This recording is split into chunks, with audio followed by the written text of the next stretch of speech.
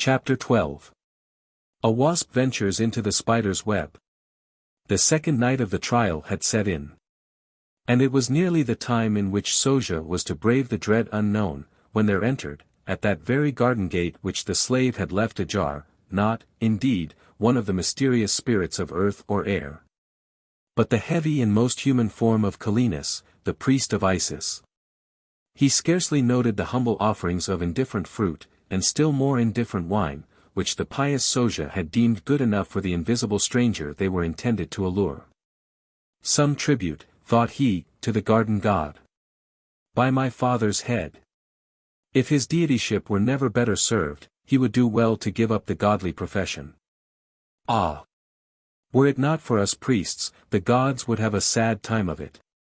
And now for Arbaces, I am treading a quicksand, but it ought to cover a mine. I have the Egyptian's life in my power, what will he value it at? As he thus soliloquized, he crossed through the open court into the peristyle, where a few lamps here and there broke upon the empire of the starlit night. And issuing from one of the chambers that bordered the colonnade, suddenly encountered Arbaces. Ho! Calenus, seekest thou me? Said the Egyptian, and there was a little embarrassment in his voice. Yes, wise Arbaces, I trust my visit is not unseasonable. Nay, it was but this instant that my freedman Callias sneezed thrice at my right hand. I knew, therefore, some good fortune was in store for me, and, lo! The gods have sent me Calenus. Shall we within to your chamber, Arbaces? As you will. But the night is clear and balmy, I have some remains of languor yet lingering on me from my recent illness, the air refreshes me, let us walk in the garden, we are equally alone there. With all my heart, answered the priest. And the two friends passed slowly to one of the many terraces which, bordered by marble vases and sleeping flowers, intersected the garden. It is a lovely night, said Arbaces, blue and beautiful as that on which, 20 years ago, the shores of Italy first broke upon my view. My Calenus, age creeps upon us, let us, at least, feel that we have lived. Thou, at least, mayst arrogate that boast, said Calenus, beating about, as it were, for an opportunity to communicate the secret which weighed upon him, and feeling his usual awe of Arbaces still more impressively that night. From the quiet and friendly tone of dignified condescension which the Egyptian assumed, thou, at least, mayst arrogate that boast. Thou hast had countless wealth, a frame on whose close-woven fibers disease can find no space to enter, prosperous love, inexhaustible pleasure, and, even at this hour, triumphant revenge. Thou alludest to the Athenian. Aye, tomorrow's sun the fiat of his death will go forth. The Senate does not relent. But thou mistakest, his death gives me no other gratification than that it releases me from a rival in the affections of Ione. I entertain no other sentiment of animosity against that unfortunate homicide. Homicide, repeated Calenus, slowly and meaningly, and, halting as he spoke, he fixed his eyes upon Arbaces. The stars shone pale and steadily on the proud face of their prophet, but they betrayed there no change, the eyes of Calenus fell disappointed and abashed. He continued rapidly, homicide. It is well to charge him with that crime. But thou, of all men, knowest that he is innocent. Explain thyself, said Arbaces, coldly, for he had prepared himself for the hint his secret fears had foretold. Arbaces, answered Calenus, sinking his voice into a whisper, I was in the sacred grove, sheltered by the chapel and the surrounding foliage. I overheard, I marked the whole. I saw thy weapon pierce the heart of Amphitheatre. I blame not the deed, it destroyed a foe and an apostate. Thou sawest the whole, said Arbaces, dryly, so I imagined, thou wert alone. Alone, returned Calenus, surprised at the Egyptian's calmness. And wherefore wert thou hid behind the chapel at that hour? Because I had learned the conversion of Amphitheatre to the Christian faith, because I knew that on that spot he was to meet the fierce Olinthus, because they were to meet there to discuss plans for unveiling the sacred mysteries of our goddess to the people, and I was there to detect. In order to defeat them. Hast thou told living ear what thou didst witness? No, my master, the secret is locked in thy servant's breast. What? Even thy kinsman Burbo guesses it not. Come, the truth. By the gods. Hush. We know each other, what are the gods to us? By the fear of thy vengeance, then, no. And why hast thou hitherto concealed from me this secret? Why hast thou waited till the eve of the Athenians' condemnation before thou hast ventured to tell me that Arbaces is a murderer? And having tarried so long, why revealest thou now that knowledge? Because, stammered Calenus, coloring and in confusion. Because, interrupted Arbaces, with a gentle smile, and tapping the priest on the shoulder with a kindly and familiar gesture, because, my Calenus, see now, I will read thy heart. And explain its motives, because thou didst wish thoroughly to commit and entangle me in the trial, so that I might have no loophole of escape. That I might stand firmly pledged to perjury and to malice, as well as to homicide. That having myself whetted the appetite of the populace to blood, no wealth, no power, could prevent my becoming their victim, and thou tellest me thy secret now, ere the trial be over and the innocent condemned. To show what a desperate web of villainy thy word tomorrow could destroy. To enhance in this, the 9th hour, the price of thy forbearance, to show that my own arts, in arousing the popular wrath, would, at thy witness, recoil upon myself, and that if not for Glaucus, for me would gape the jaws of the lion. Is it not so? Arbaces, replied Calenus, losing all the vulgar audacity of his natural character, verily thou art a magician. Thou readest the heart as it were a scroll. It is my vocation, answered the Egyptian, laughing gently. Well, then, forbear.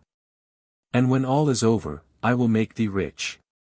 Pardon me, said the priest, as the quick suggestion of that avarice, which was his master passion, bade him trust no future chance of generosity. Pardon me, thou saidst right, we know each other. If thou wouldst have me silent, thou must pay something in advance, as an offer to Harpocrates. If the rose, sweet emblem of discretion, is to take root firmly, water her this night with a stream of gold. Witty and poetical, answered Arbaces, still in that bland voice which lulled and encouraged, when it ought to have alarmed and checked, his griping comrade. Wilt thou not wait the morrow? Why this delay? Perhaps, when I can no longer give my testimony without shame for not having given it ere the innocent man suffered, thou wilt forget my claim, and, indeed, thy present hesitation is a bad omen of thy future gratitude. Well, then, Calenus, what wouldst thou have me pay thee? Thy life is, very precious, and thy wealth is very great, returned the priest, grinning. Wittier and more witty. But speak out, what shall be the sum? Arbaces, I have heard that in thy secret treasury below, beneath those rude Oscan arches which prop thy stately halls, thou hast piles of gold, of vases, and of jewels, which might rival the receptacles of the wealth of the deified Nero. Thou mayst easily spare out of those piles enough to make Calenus among the richest priests of Pompeii, and yet not miss the loss. Come, Calenus, said Arbaces, winningly, and with a frank and generous air, thou art an old friend, and hast been a faithful servant. Thou canst have no wish to take away my life, nor I a desire to stint thy reward. Thou shalt descend with me to that treasury thou referrest to, thou shalt feast thine eyes with the blaze of uncounted gold and the sparkle of priceless gems. And thou shalt for thy own reward, bear away with thee this night as much as thou canst conceal beneath thy robes. Nay, when thou hast once seen what thy friend possesses, thou wilt learn how foolish it would be to injure one who has so much to bestow. When Glaucus is no more, thou shalt pay the treasury another visit. Speak I frankly and as a friend? O, greatest, best of men, cried Calenus, almost weeping with joy, canst thou thus forgive my injurious doubts of thy justice, thy generosity? Hush! One other turn and we will descend to the Oscan arches. Chapter 13. The slave consults the oracle. They who blind themselves the blind may fool. 2 new prisoners made in one night. Impatiently Nydia awaited the arrival of the no less anxious Soja. Fortifying his courage by plentiful potations of a better liquor than that provided for the demon, the credulous ministrant stole into the blind girl's chamber. Well, Soja, and art thou prepared? Hast thou the bowl of pure water? Verily, yes, but I tremble a little. You are sure I shall not see the demon? I have heard that those gentlemen are by no means of a handsome person or a civil demeanour. Be assured. And hast thou left the garden gate gently open? Yes. And placed some beautiful nuts and apples on a little table close by? That's well. And the gate is open now, so that the demon may pass through it? Surely it is. Well, then, open this door, there, leave it just ajar. And now, Soja, give me the lamp. What, you will not extinguish it? No, but I must breathe my spell over its ray. There is a spirit in fire. Seat thyself. The slave obeyed. And Nydia, after bending for some moments silently over the lamp, rose, and in a low voice chanted the following rude invocation to the spectre of the air. Loved alike by air and water, I must be Thessalia's daughter. To us, Olympian hearts, are given spells that draw the moon from heaven. All that Egypt's learning wrought, all that Persia's Magian taught, won from song, or wrung from flowers, or whispered low by fiend, are ours. Spectre of the viewless air, hear the blind Thessalian's prayer. By Erichthos art, that shed dews of life when life was fled. By lone Ithaca's wise king, who could wake the crystal spring to the voice of prophecy? By the lost Eurydice, summoned from the shadowy throng, as the Musun's magic song. By the Colchian's awful charms, when fair-haired Jason left her arms. Spectre of the airy halls, one who owns thee duly calls. Breathe along the brimming bowl, and instruct the fearful soul in the shadowy things that lie dark in dim futurity. Come, wild demon of the air, answer to thy votary's prayer. Come. Oh, come. And no god on heaven or earth, not the Paphian queen of mirth, not the vivid lord of light, nor the triple maid of night, nor the thunderer's self shall be blessed and honored more than thee. Come. Oh, come. The spectre is certainly coming, said Soja. I feel him running along my hair. Place thy bowl of water on the ground. Now, then, give me thy napkin, and let me fold up thy face and eyes. Aye. That's always the custom with these charms. Not so tight, though, gently, gently. There, thou canst not see. See, by Jupiter. No. Nothing but darkness. Address, then, to the spectre whatever question thou wouldst ask him, in a low whispered voice, 3 times. If thy question is answered in the affirmative, thou wilt hear the water ferment and bubble before the demon breathes upon it, if in the negative, the water will be quite silent. But you will not play any trick with the water, eh? Let me place the bowl under thy feet, so. Now thou wilt perceive that I cannot touch it without thy knowledge. Very fair. Now, then, O Bacchus, befriend me. Thou knowest that I have always loved thee better than all the other gods, and I will dedicate to thee that silver cup I stole last year from the burly Carptor, butler, if thou wilt but befriend me with this water-loving demon. And thou, O spirit, listen and hear me. Shall I be enabled to purchase my freedom next year? Thou knowest. For, as thou livest in the air, the birds have doubtless acquainted thee with every secret of this house. Thou knowest that I have filched and pilfered all that I honestly, that is, safely, could lay finger upon for the last 3 years. And I yet want 2,000 sesterces of the full sum. Shall I be able, O good spirit, to make up the deficiency in the course of this year? Speak, ha! Does the water bubble? No, all is as still as a tomb. Well, then, if not this year, in 2 years. Ah! I hear something. The demon is scratching at the door, he'll be here presently. In 2 years, my good fellow, come now, too, that's a very reasonable time. What? Dumb still. 2 years and a half, 3, 4. Ill fortune to you, friend demon. You are not a lady, that's clear, or you would not keep silence so long. 5, 6, 60 years. And may Pluto seize you. I'll ask no more. And Soja, in a rage, kicked down the water over his legs. He then, after much fumbling and more cursing, managed to extricate his head from the napkin in which it was completely folded, stared round, and discovered that he was in the dark. What, ho! Nydia, the lamp is gone. Ah, traitress! And thou art gone too, but I'll catch thee, thou shalt smart for this. The slave groped his way to the door, it was bolted from without, he was a prisoner instead of Nydia. What could he do? He did not dare to knock loud, to call out, lest Arbaces should overhear him, and discover how he had been duped, and Nydia, meanwhile, had probably already gained the garden gate, and was fast on her escape. But, thought he, she will go home, or, at least, be somewhere in the city. Tomorrow, at dawn, when the slaves are at work in the peristyle, I can make myself heard, then I can go forth and seek her. I shall be sure to find and bring her back, before Arbaces knows a word of the matter. Ah! That's the best plan. Little traitress, my fingers itch at thee, and to leave only a bowl of water, too.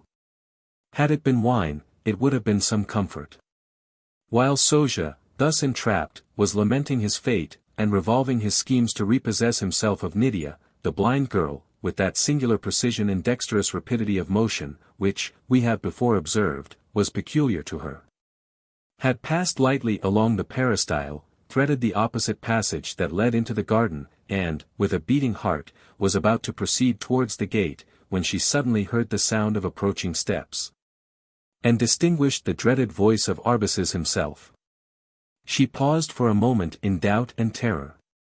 Then suddenly it flashed across her recollection that there was another passage which was little used except for the admission of the fair partakers of the Egyptians' secret revels, and which wound along the basement of that massive fabric towards a door which also communicated with the garden.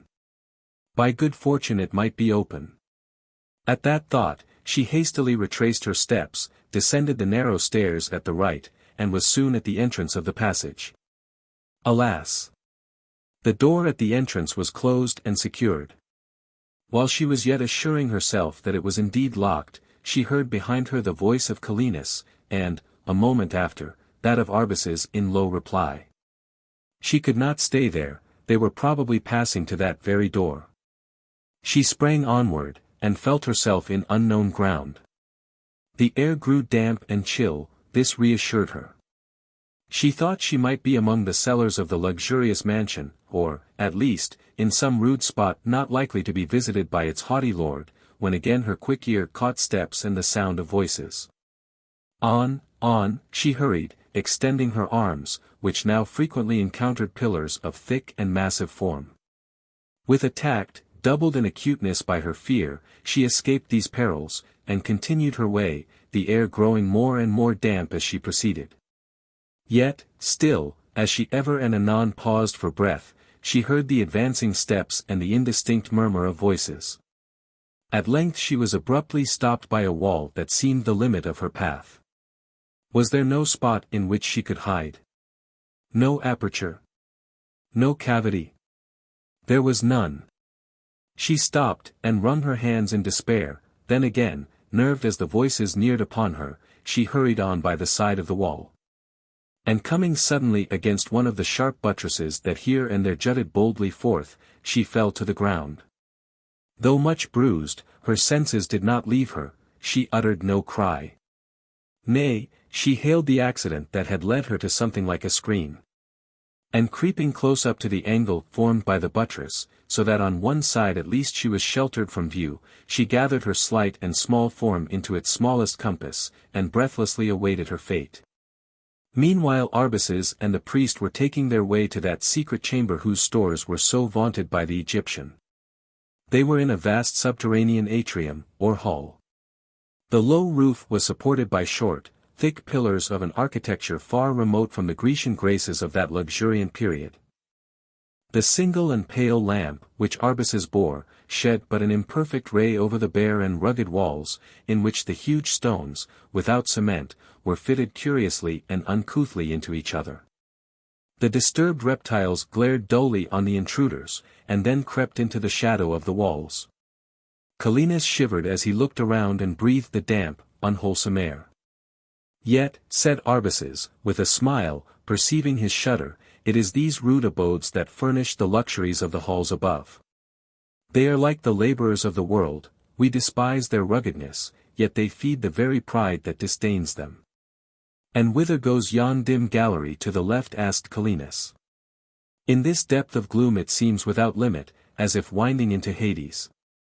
On the contrary, it does but conduct to the upper rooms, answered Arbaces, carelessly, it is to the right that we steer to our bourne.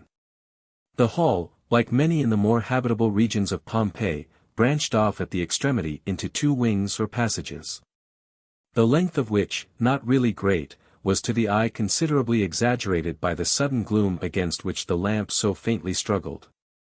To the right of these aili, the two comrades now directed their steps.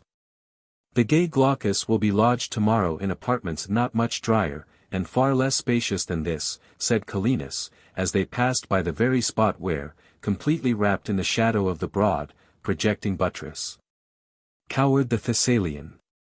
Aye, but then he will have dry room, and ample enough, in the arena on the following day. And to think, continued Arbaces, slowly, and very deliberately, to think that a word of thine could save him, and consign Arbaces to his doom. That word shall never be spoken, said Calenus. Right, my Calenus. It never shall, returned Arbaces, familiarly leaning his arm on the priest's shoulder, and now, halt, we are at the door. The light trembled against a small door deep set in the wall, and guarded strongly by many plates and bindings of iron, that intersected the rough and dark wood.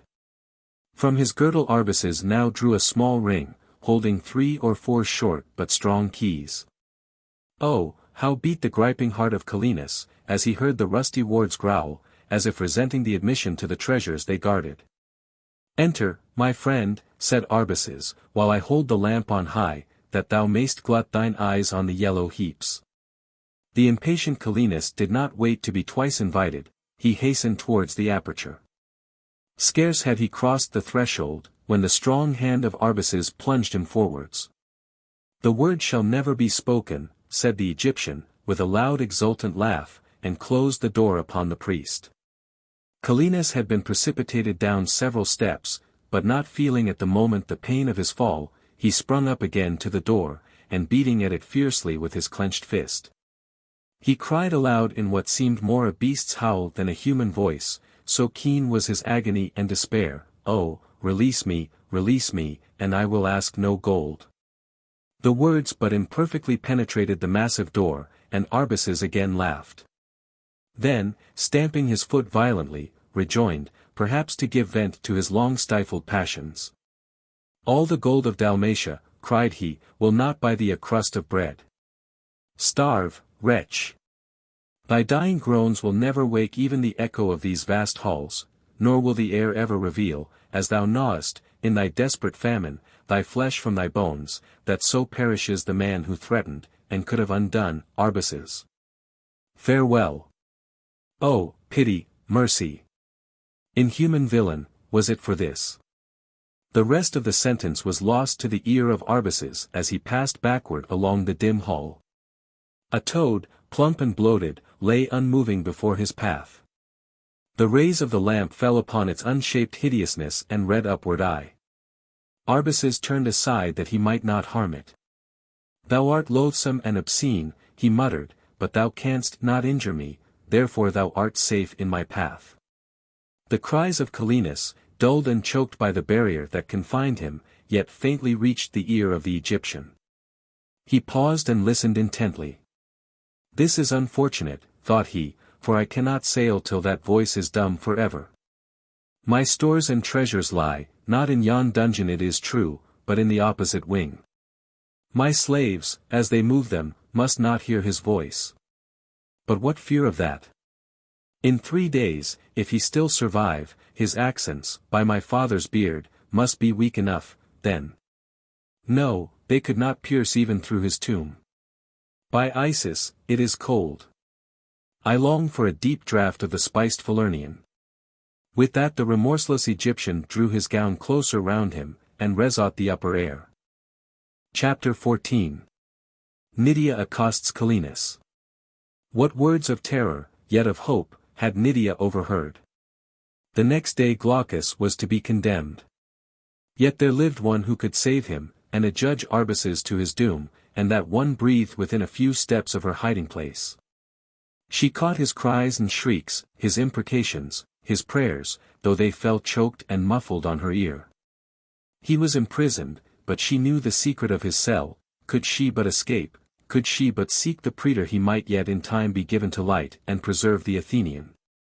Her emotions almost stifled her. Her brain reeled, she felt her sense give way, but by a violent effort she mastered herself, and, after listening intently for several minutes, till she was convinced that Arbaces had left the space to solitude and herself, she crept on as her ear guided her to the very door that had closed upon Calenus. Here she more distinctly caught his accents of terror and despair. Thrice she attempted to speak, and thrice her voice failed to penetrate the folds of the heavy door. At length finding the lock, she applied her lips to its small aperture, and the prisoner distinctly heard a soft tone breathe his name. His blood curdled, his hair stood on end. That awful solitude, what mysterious and preternatural being could penetrate? "Who's there?" he cried, in new alarm. "What spectre, what dread larva, calls upon the lost Calenus?"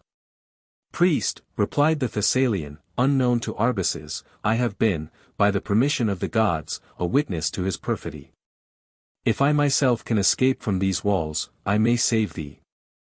But let thy voice reach my ear through this narrow passage, and answer what I ask." "Ah, blessed spirit," said the priest, exultingly, and obeying the suggestion of Nydia, "save me, and I will sell the very cups on the altar to pay thy kindness. I want not thy gold, I want thy secret. Did I hear aright? Canst thou save the Athenian Glaucus from the charge against his life?" "I can, I can.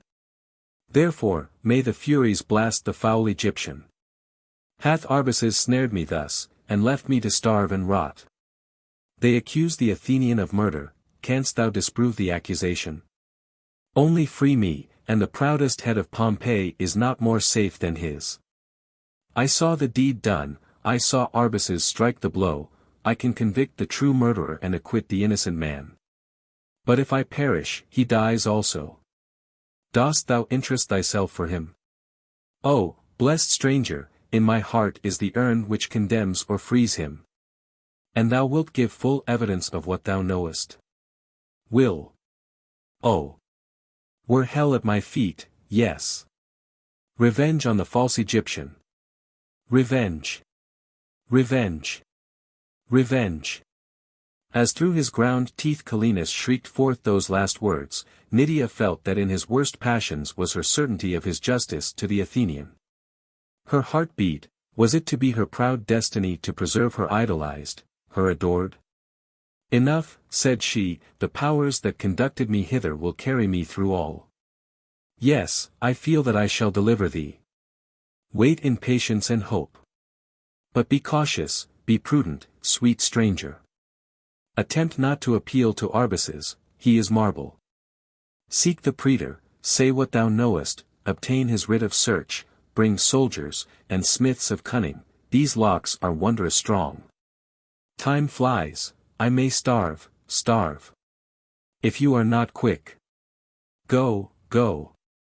Yet stay, it is horrible to be alone. The air is like a charnel, and the scorpions, ha! And the pale larvae, oh! Stay, stay.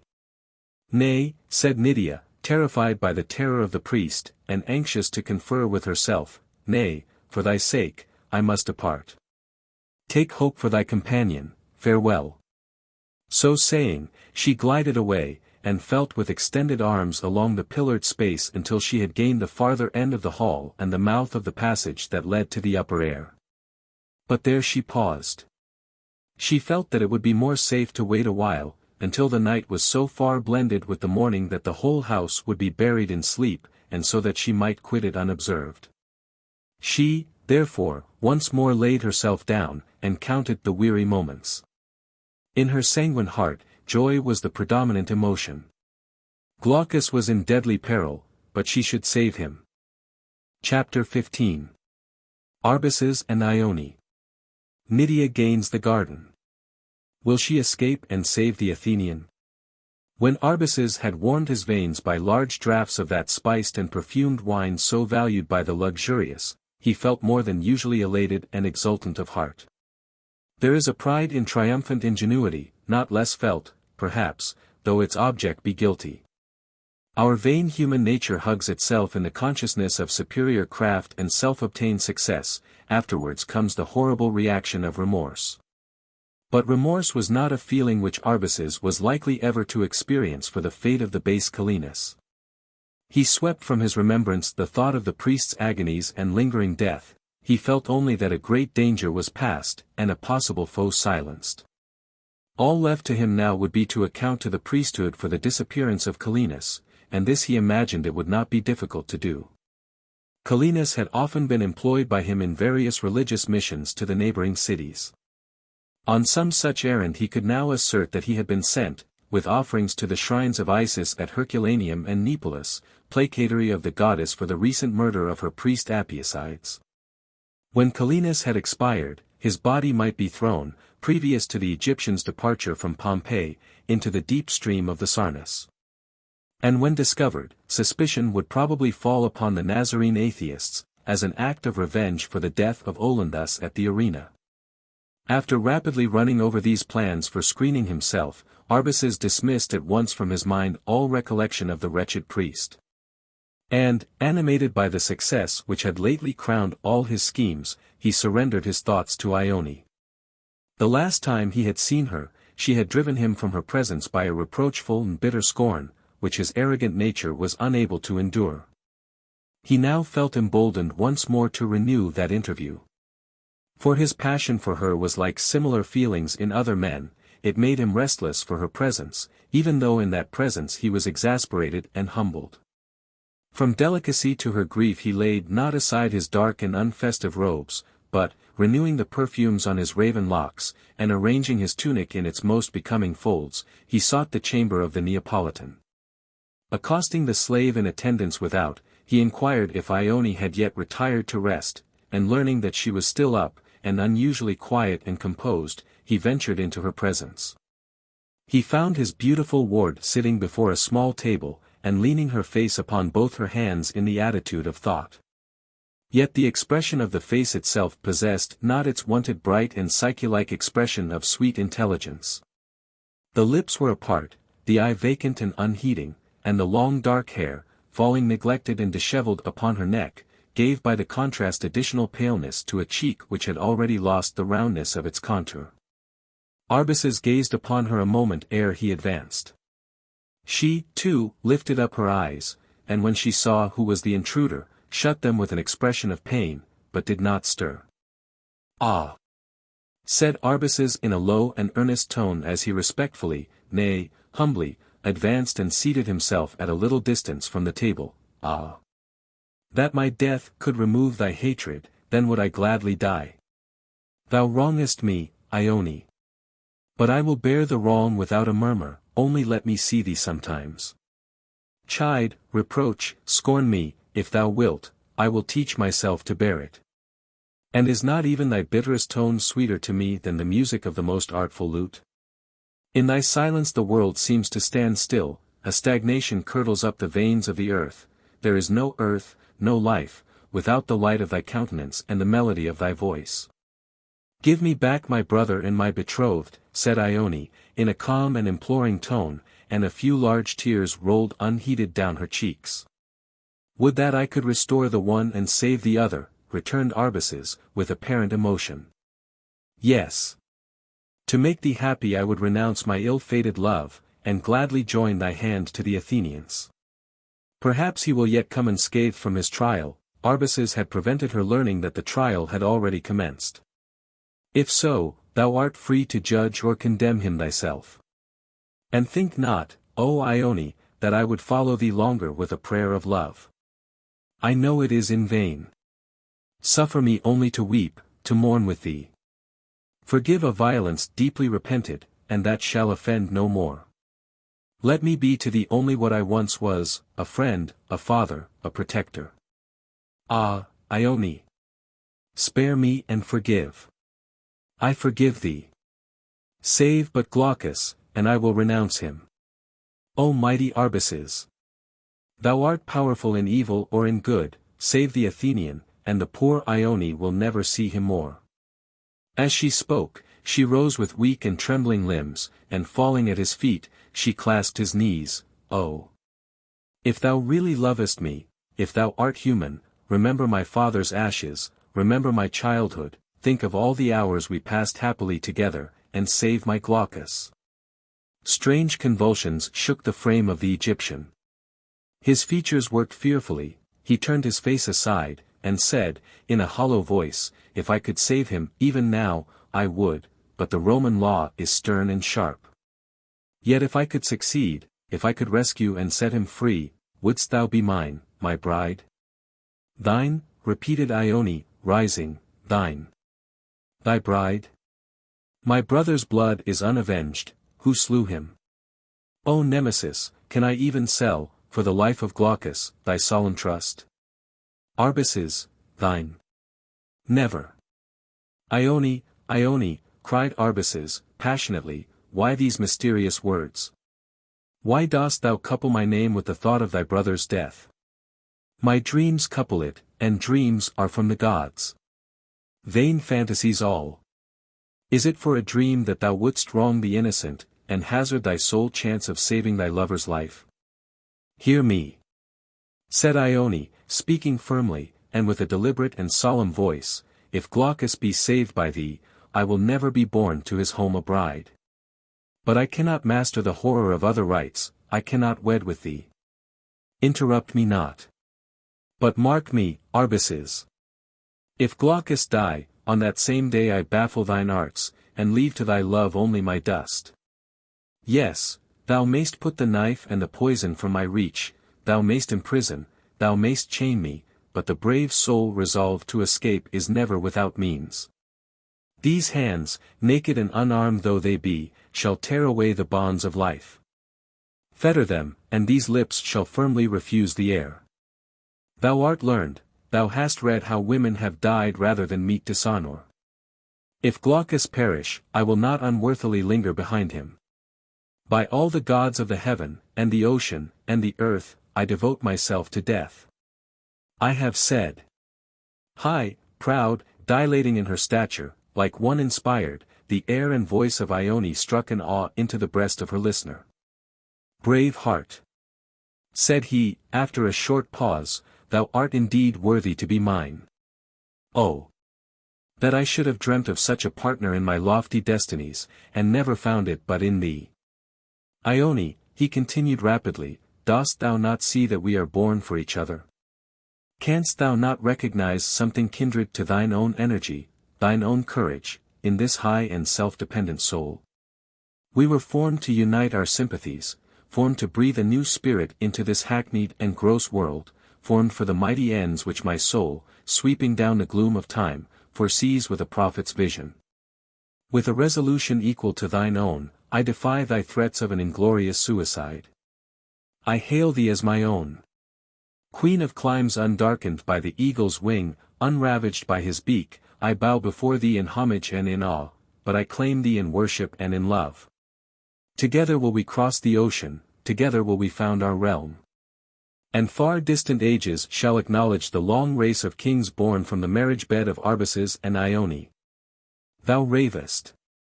These mystic declamations are suited rather to some palsied crone selling charms in the marketplace than to the wise Arbaces. Thou hast heard my resolution, it is fixed as the fates themselves. Orcus has heard my vow, and it is written in the book of the unforgetful Hades. Atone, then, O Arbaces. Atone the past, convert hatred into regard, vengeance into gratitude, preserve one who shall never be thy rival. These are acts suited to thy original nature, which gives forth sparks of something high and noble. They weigh in the scales of the kings of death, they turn the balance on that day when the disembodied soul stands shivering and dismayed between Tartarus and Elysium. They gladden the heart in life, better and longer than the reward of a momentary passion. O, Arbaces! Hear me, and be swayed. Enough, Ione. All that I can do for Glaucus shall be done, but blame me not if I fail. Inquire of my foes, even, if I have not sought, if I do not seek, to turn aside the sentence from his head, and judge me accordingly. Sleep then, Ione. Night wanes. I leave thee to rest, and mayst thou have kinder dreams of one who has no existence but in thine. Without waiting a reply, Arbaces hastily withdrew. Afraid, perhaps, to trust himself further to the passionate prayer of Ione, which racked him with jealousy, even while it touched him to compassion. But compassion itself came too late. Had Ione even pledged him her hand as his reward, he could not now, his evidence given, the populace excited, have saved the Athenian. Still made sanguine by his very energy of mind, he threw himself on the chances of the future, and believed he should yet triumph over the woman that had so entangled his passions. As his attendants assisted to unrobe him for the night, the thought of Nydia flashed across him. He felt it was necessary that Ione should never learn of her lover's frenzy, lest it might excuse his imputed crime.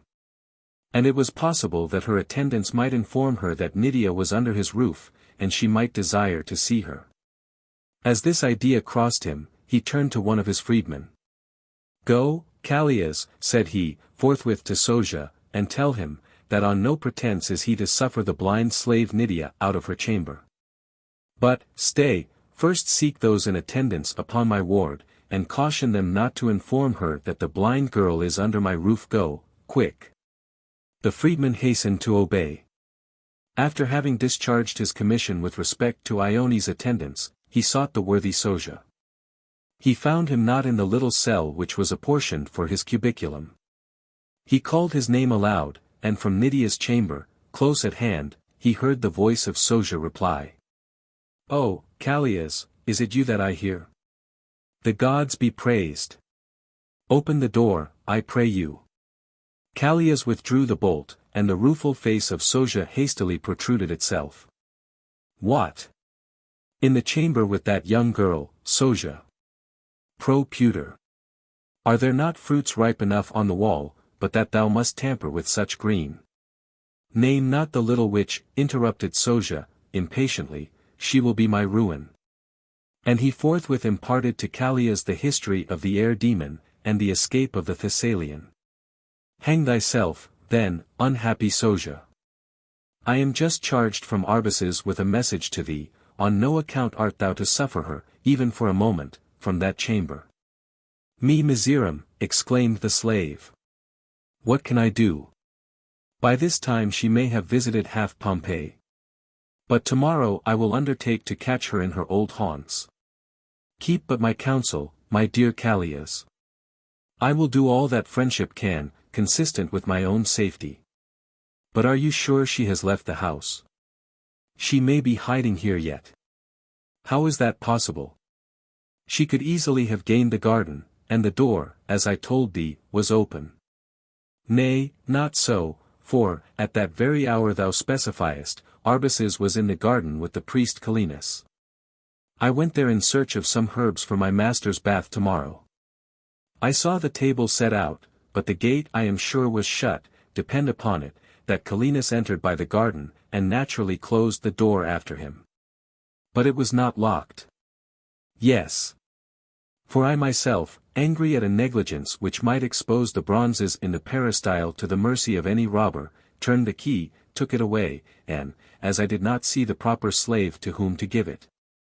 Or I should have rated him finely, here it actually is, still in my girdle. Oh, merciful Bacchus! I did not pray to thee in vain, after all. Let us not lose a moment. Let us to the garden instantly, she may yet be there. The good-natured Callias consented to assist the slave. And after vainly searching the chambers at hand, and the recesses of the peristyle, they entered the garden. It was about this time that Nydia had resolved to quit her hiding-place, and venture forth on her way. Lightly, tremulously holding her breath, which ever and anon broke forth in quick convulsive gasps, now gliding by the flower-wreathed columns that bordered the peristyle, now darkening the still moonshine that fell over its tessellated centre, now ascending the terrace of the garden, now gliding amidst the gloomy and breathless trees. She gained the fatal door, to find it locked. We have all seen that expression of pain, of uncertainty, of fear, which a sudden disappointment of touch, if I may use the expression, casts over the face of the blind. But what words can paint the intolerable woe, the sinking of the whole heart, which was now visible on the features of the Thessalian? Again and again her small, quivering hands wandered to and fro the inexorable door. Poor thing that thou wert!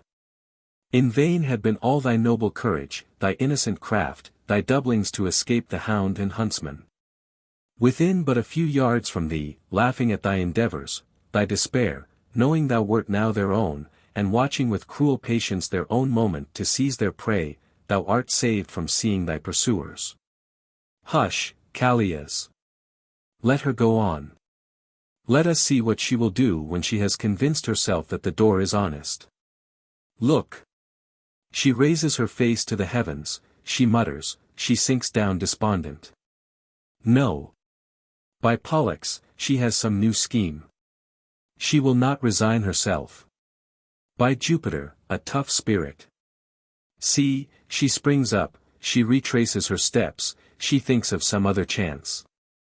I advise thee, Sosia, to delay no longer, seize her ere she quit the garden, now. Ah! Run away.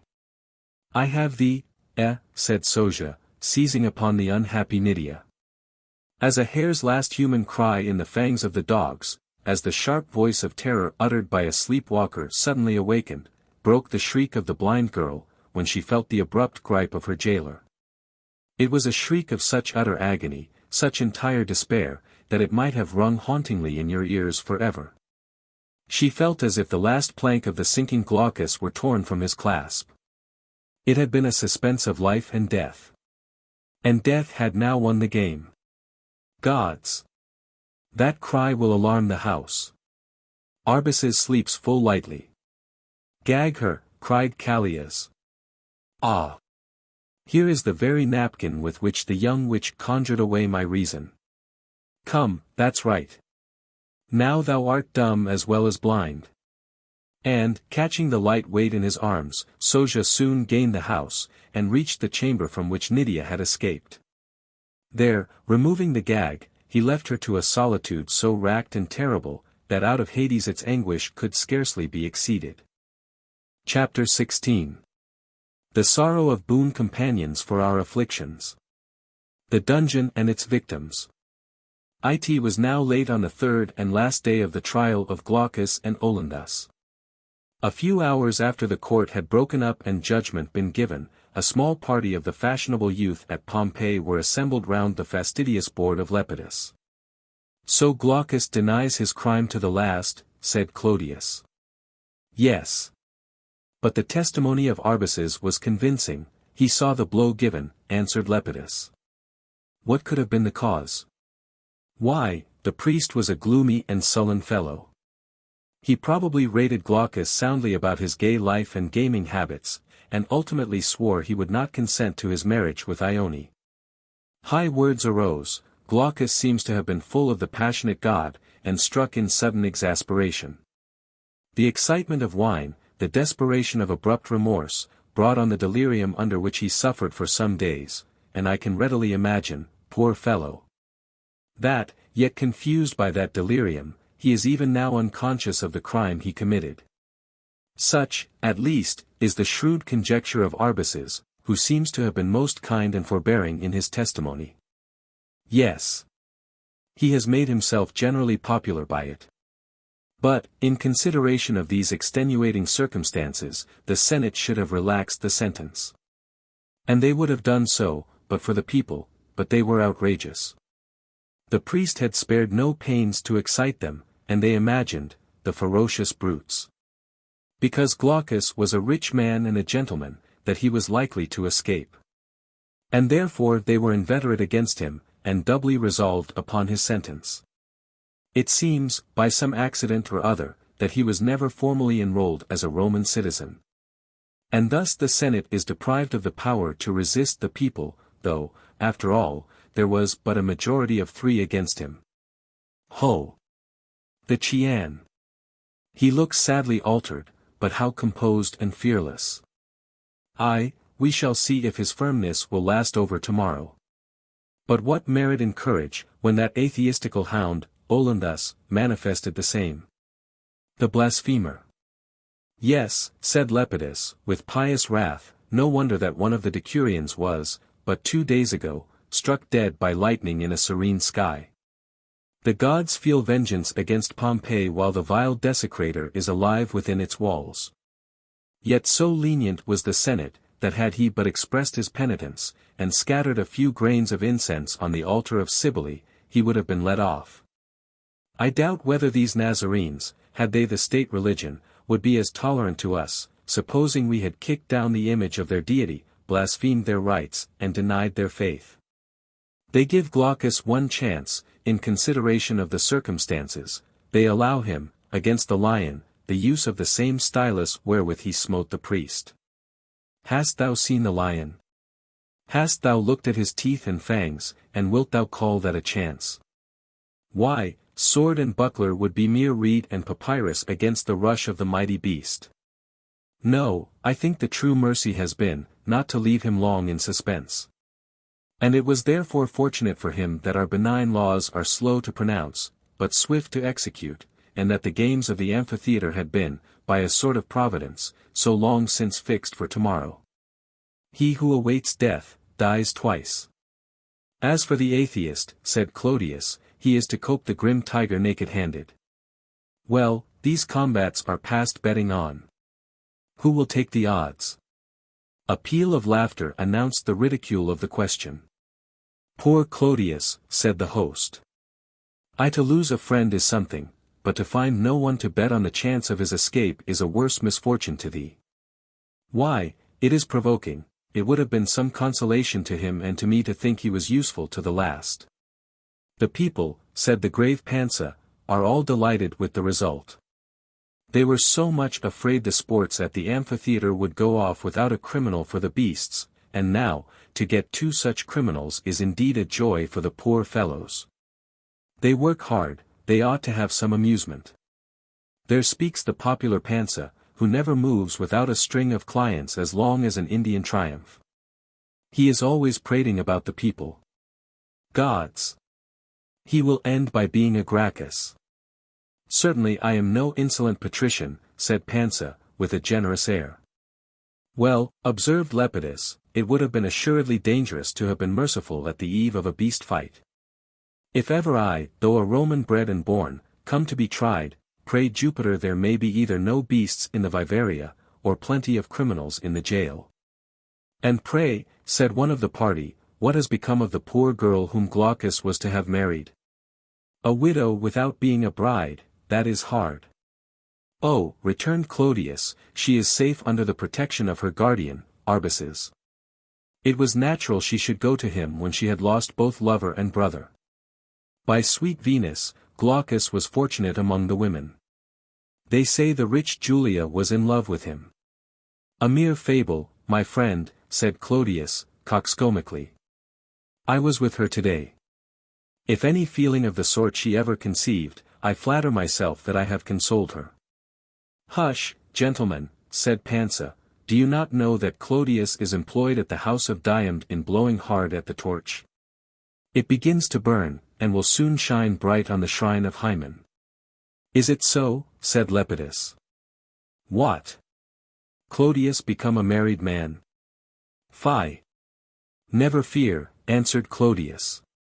Old Diomed is delighted at the notion of marrying his daughter to a nobleman, and will come down largely with the sesterces. You will see that I shall not lock them up in the atrium. It will be a white day for his jolly friends, when Clodius marries an heiress. Say you so? Cried Lepidus. Come, then, a full cup to the health of the fair Julia. While such was the conversation, one not discordant to the tone of mind common among the dissipated of that day, and which might perhaps, a century ago, have found an echo in the looser circles of Paris, while such, I say, was the conversation in the gaudy triclinium of Lepidus, far different the scene which scowled before the young Athenian. After his condemnation, Glaucus was admitted no more to the gentle guardianship of Sallust, the only friend of his distress. He was led along the forum till the guards stopped at a small door by the side of the temple of Jupiter. You may see the place still. The door opened in the center in a somewhat singular fashion, revolving round on its hinges, as it were, like a modern turnstile, so as only to leave half the threshold open at the same time. Through this narrow aperture they thrust the prisoner, placed before him a loaf and a pitcher of water, and left him to darkness, and, as he thought, to solitude. So sudden had been that revolution of fortune which had prostrated him from the palmy height of youthful pleasure and successful love to the lowest abyss of ignominy, and the horror of a most bloody death, that he could scarcely convince himself that he was not held in the meshes of some fearful dream. His elastic and glorious frame had triumphed over a potion, the greater part of which he had fortunately not drained. He had recovered sense and consciousness, but still a dim and misty depression clung to his nerves and darkened his mind. His natural courage, and the Greek nobility of pride, enabled him to vanquish all unbecoming apprehension, and, in the judgment court, to face his awful lot with a steady mien and unquailing eye. But the consciousness of innocence scarcely sufficed to support him when the gaze of men no longer excited his haughty valor, and he was left to loneliness and silence. He felt the damps of the dungeon sink chillingly into his enfeebled frame. He, the fastidious, the luxurious, the refined, he who had hitherto braved no hardship and known no sorrow. Beautiful bird that he was! Why had he left his far and sunny clime, the olive groves of his native hills, the music of immemorial streams? Why had he wantoned on his glittering plumage amidst these harsh and ungenial strangers, dazzling the eyes with his gorgeous hues, charming the ear with his blithesome song, thus suddenly to be arrested, caged in darkness, a victim and a prey, his gay flights for ever over, his hymns of gladness for ever stilled? The poor Athenian! His very faults the exuberance of a gentle and joyous nature, how little had his past career fitted him for the trials he was destined to undergo. The hoots of the mob, amidst whose plaudits he had so often guided his graceful car and bounding steeds, still rang gratingly in his ear. The cold and stony faces of former friends, the co-mates of merry revels, still rose before his eye. None now were by to soothe, to sustain, the admired, the adulated stranger. These walls opened but on the dread arena of a violent and shameful death. And Ione. Of her, too, he had heard naught, no encouraging word, no pitying message.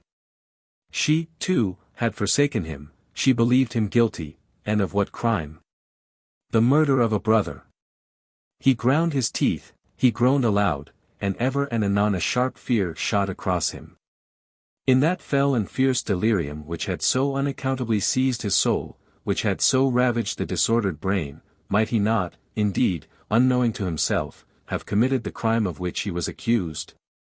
Yet, as the thought flashed upon him, it was as suddenly checked. For, amidst all the darkness of the past, he thought distinctly to recall the dim grove of Cybele, the upward face of the pale dead, the pause that he had made beside the corpse, and the sudden shock that felled him to the earth.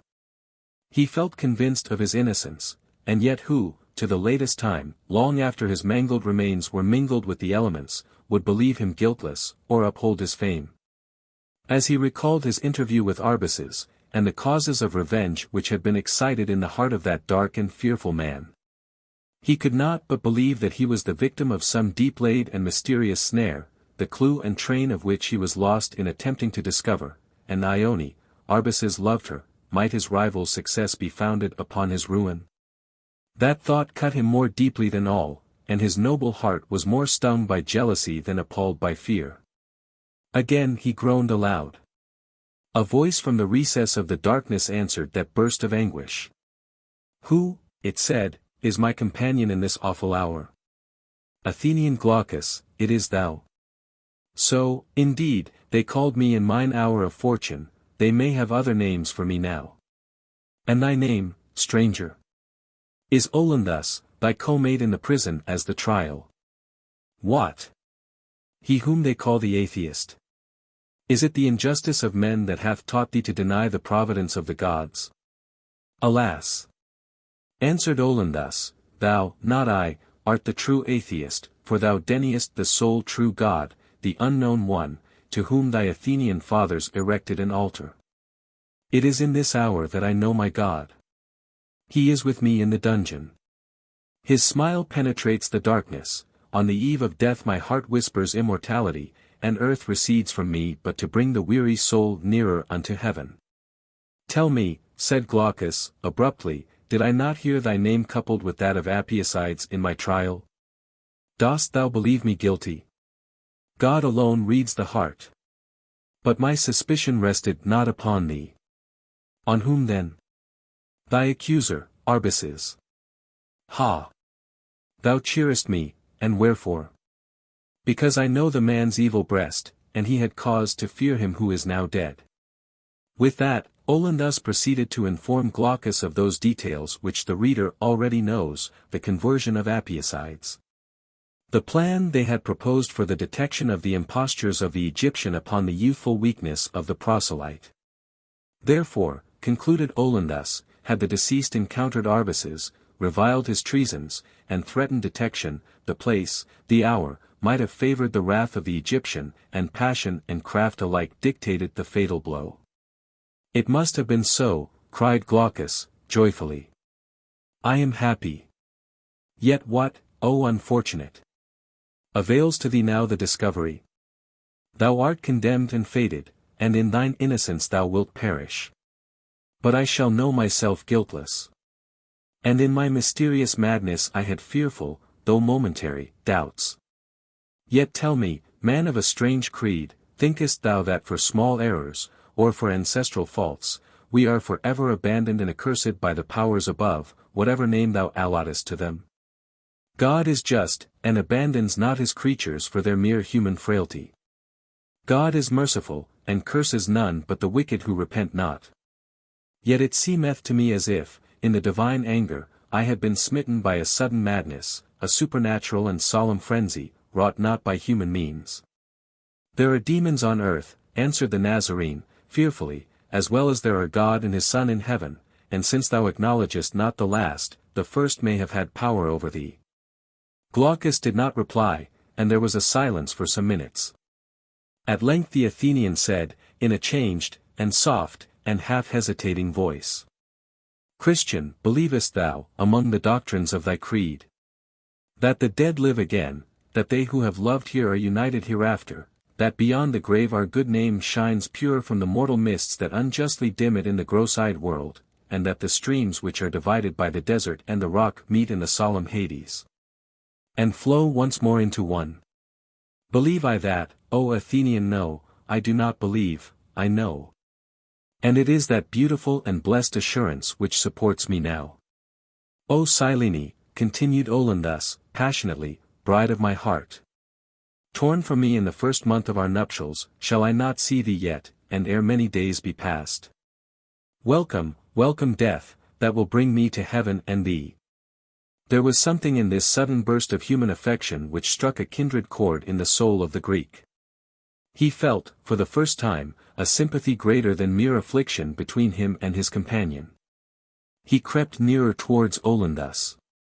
For the Italians, fierce in some points, were not unnecessarily cruel in others.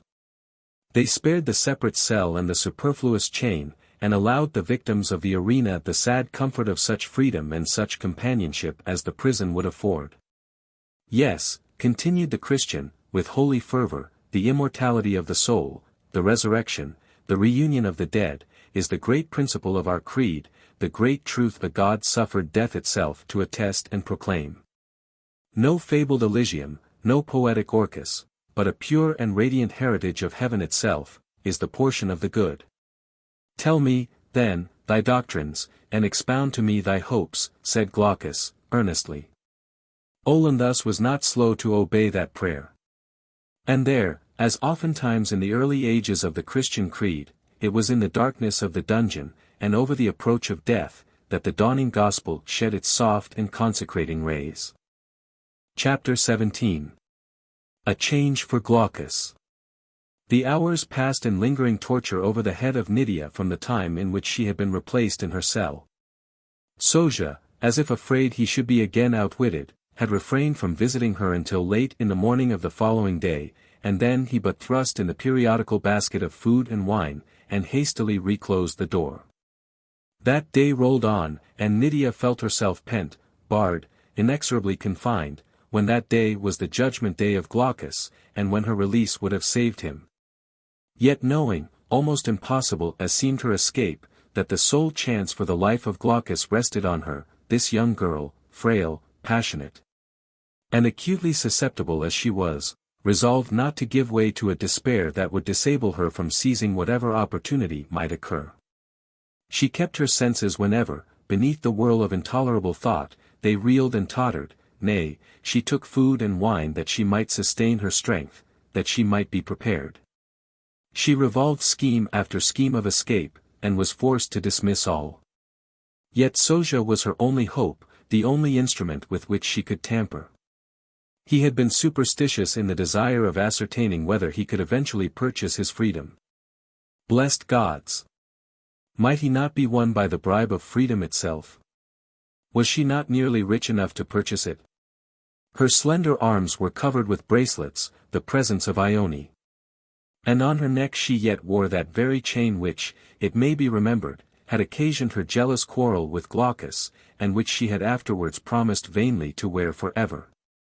She waited burningly till Soja should again appear, but as hour after hour passed, and he came not, she grew impatient. Every nerve beat with fever. She could endure the solitude no longer, she groaned, she shrieked aloud, she beat herself against the door. Her cries echoed along the hall, and Soja, in peevish anger, hastened to see what was the matter, and silence his prisoner if possible. Ho! Ho! What is this? Said he, surlily. Young slave, if thou screamest out thus, we must gag thee again. My shoulders will smart for it, if thou art heard by my master. Kind Soja, chide me not, I cannot endure to be so long alone, answered Nydia, the solitude appalls me. Sit with me, I pray, a little while. Nay, fear not that I should attempt to escape, place thy seat before the door. Keep thine eye on me, I will not stir from this spot. Soja, who was a considerable gossip himself, was moved by this address. He pitied one who had nobody to talk with, it was his case too, he pitied, and resolved to relieve himself. He took the hint of Nydia, placed a stool before the door, leant his back against it, and replied. I am sure I do not wish to be churlish, and so far as a little innocent chat goes, I have no objection to indulge you. But mind, no tricks, no more conjuring. No, no, tell me, dear Soja, what is the hour? It is already evening, the goats are going home. O gods! How went the trial? Both condemned. Nydia repressed the shriek. Well, well, I thought it would be so. When do they suffer? Tomorrow, in the amphitheatre. If it were not for thee, little wretch, I should be allowed to go with the rest and see it. Nydia leant back for some moments. Nature could endure no more, she had fainted away. But Soja did not perceive it, for it was the dusk of eve, and he was full of his own privations. He went on lamenting the loss of so delightful a show, and accusing the injustice of Arbaces for singling him out from all his fellows to be converted into a jailer, and ere he had half finished, Nydia, with a deep sigh, recovered the sense of life. Thou sighest, blind one, at my loss. Well, that is some comfort. So long as you acknowledge how much you cost me, I will endeavor not to grumble. It is hard to be ill-treated, and yet not pitied. Soja, how much dost thou require to make up the purchase of thy freedom? How much? Why, about 2,000 sesterces. The gods be praised. Not more. Sayest thou these bracelets and this chain? They are well worth double that sum. I will give them thee if. Tempt me not, I cannot release thee. Arbaces is a severe and awful master. Who knows but I might feed the fishes of the Sarnus, alas. All the sesterces in the world would not buy me back into life. Better a live dog than a dead lion. Soja, thy freedom. Think well. If thou wilt let me out only for one little hour. Let me out at midnight, I will return ere tomorrow's dawn. Nay, thou canst go with me. No, said Soja, sturdily, a slave once disobeyed Arbaces, and he was never more heard of. But the law gives a master no power over the life of a slave. The law is very obliging, but more polite than efficient. I know that Arbaces always gets the law on his side. Besides, if I am once dead, what law can bring me to life again? Nydia wrung her hands. Is there no hope, then, said she, convulsively. None of escape till Arbaces gives the word. Well, then, said Nydia, quickly, thou wilt not, at least, refuse to take a letter for me, thy master cannot kill thee for that. To whom? The praetor. To a magistrate? No, not I. I should be made a witness in court, for what I know. And the way they cross-examine the slaves is by the torture. Pardon, I meant not the praetor, it was a word that escaped me unawares, I meant quite another person, the gay Sallust. Oh. And what want you with him? Glaucus was my master. He purchased me from a cruel lord. He alone has been kind to me. He is to die. I shall never live happily if I cannot, in his hour of trial and doom, let him know that one heart is grateful to him. Sallust is his friend, he will convey my message. I am sure he will do no such thing.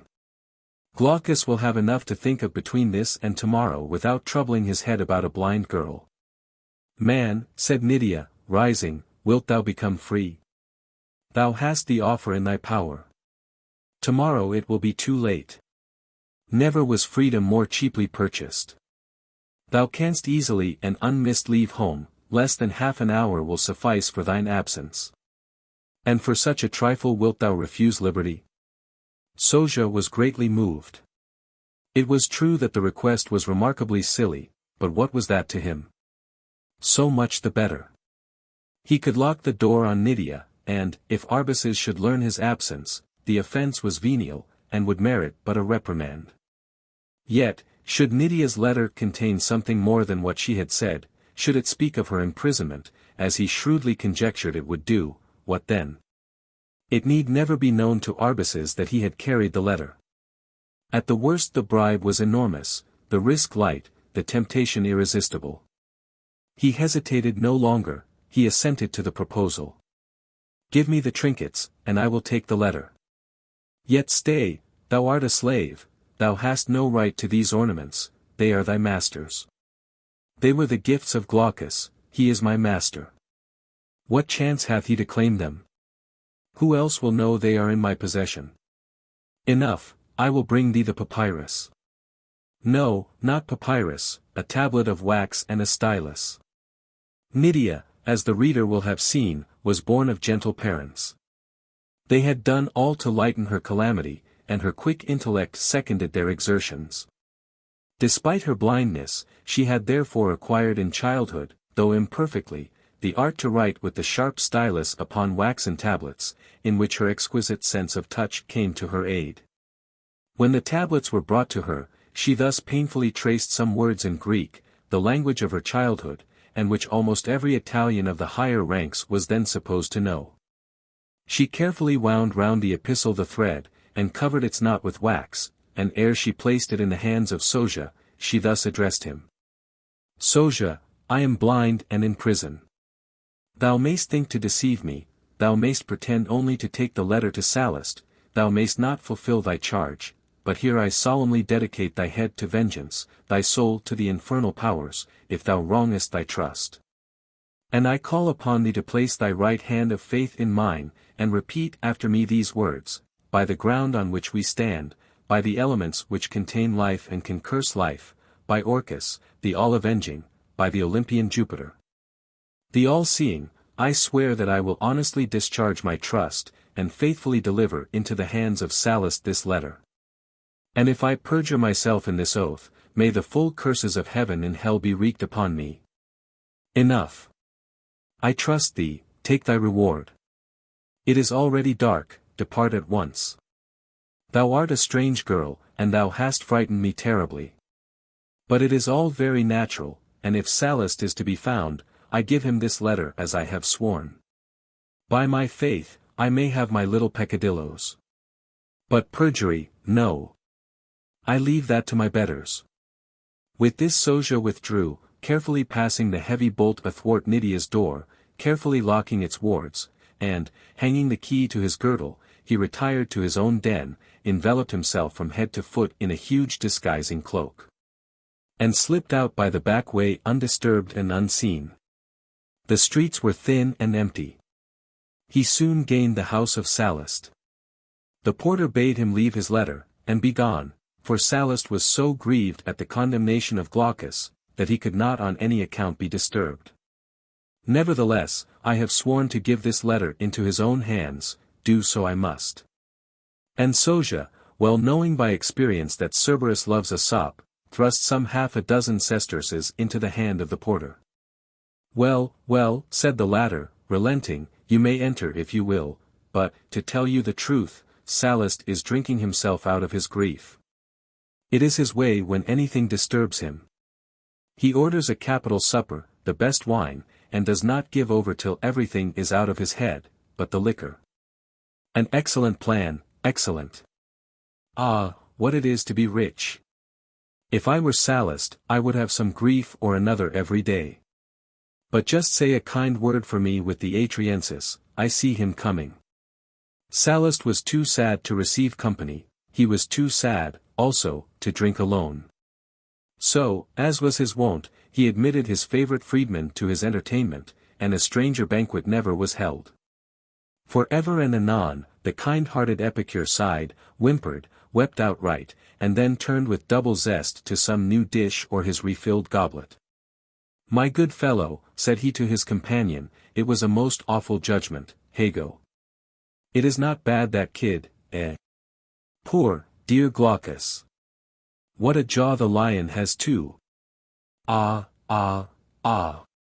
And Sallust sobbed loudly, the fit was stopped by a counteraction of hiccups. Take a cup of wine, said the freedman. A thought too cold, but then how cold Glaucus must be. Shut up the house tomorrow, not a slave shall stir forth, none of my people shall honor that cursed arena, no, no. Taste the Falernian, your grief distracts you. By the gods it does, a piece of that cheesecake. It was at this auspicious moment that Soja was admitted to the presence of the disconsolate carouser. Ho, what art thou? Merely a messenger to Sallust. I give him this billet from a young female. There is no answer that I know of.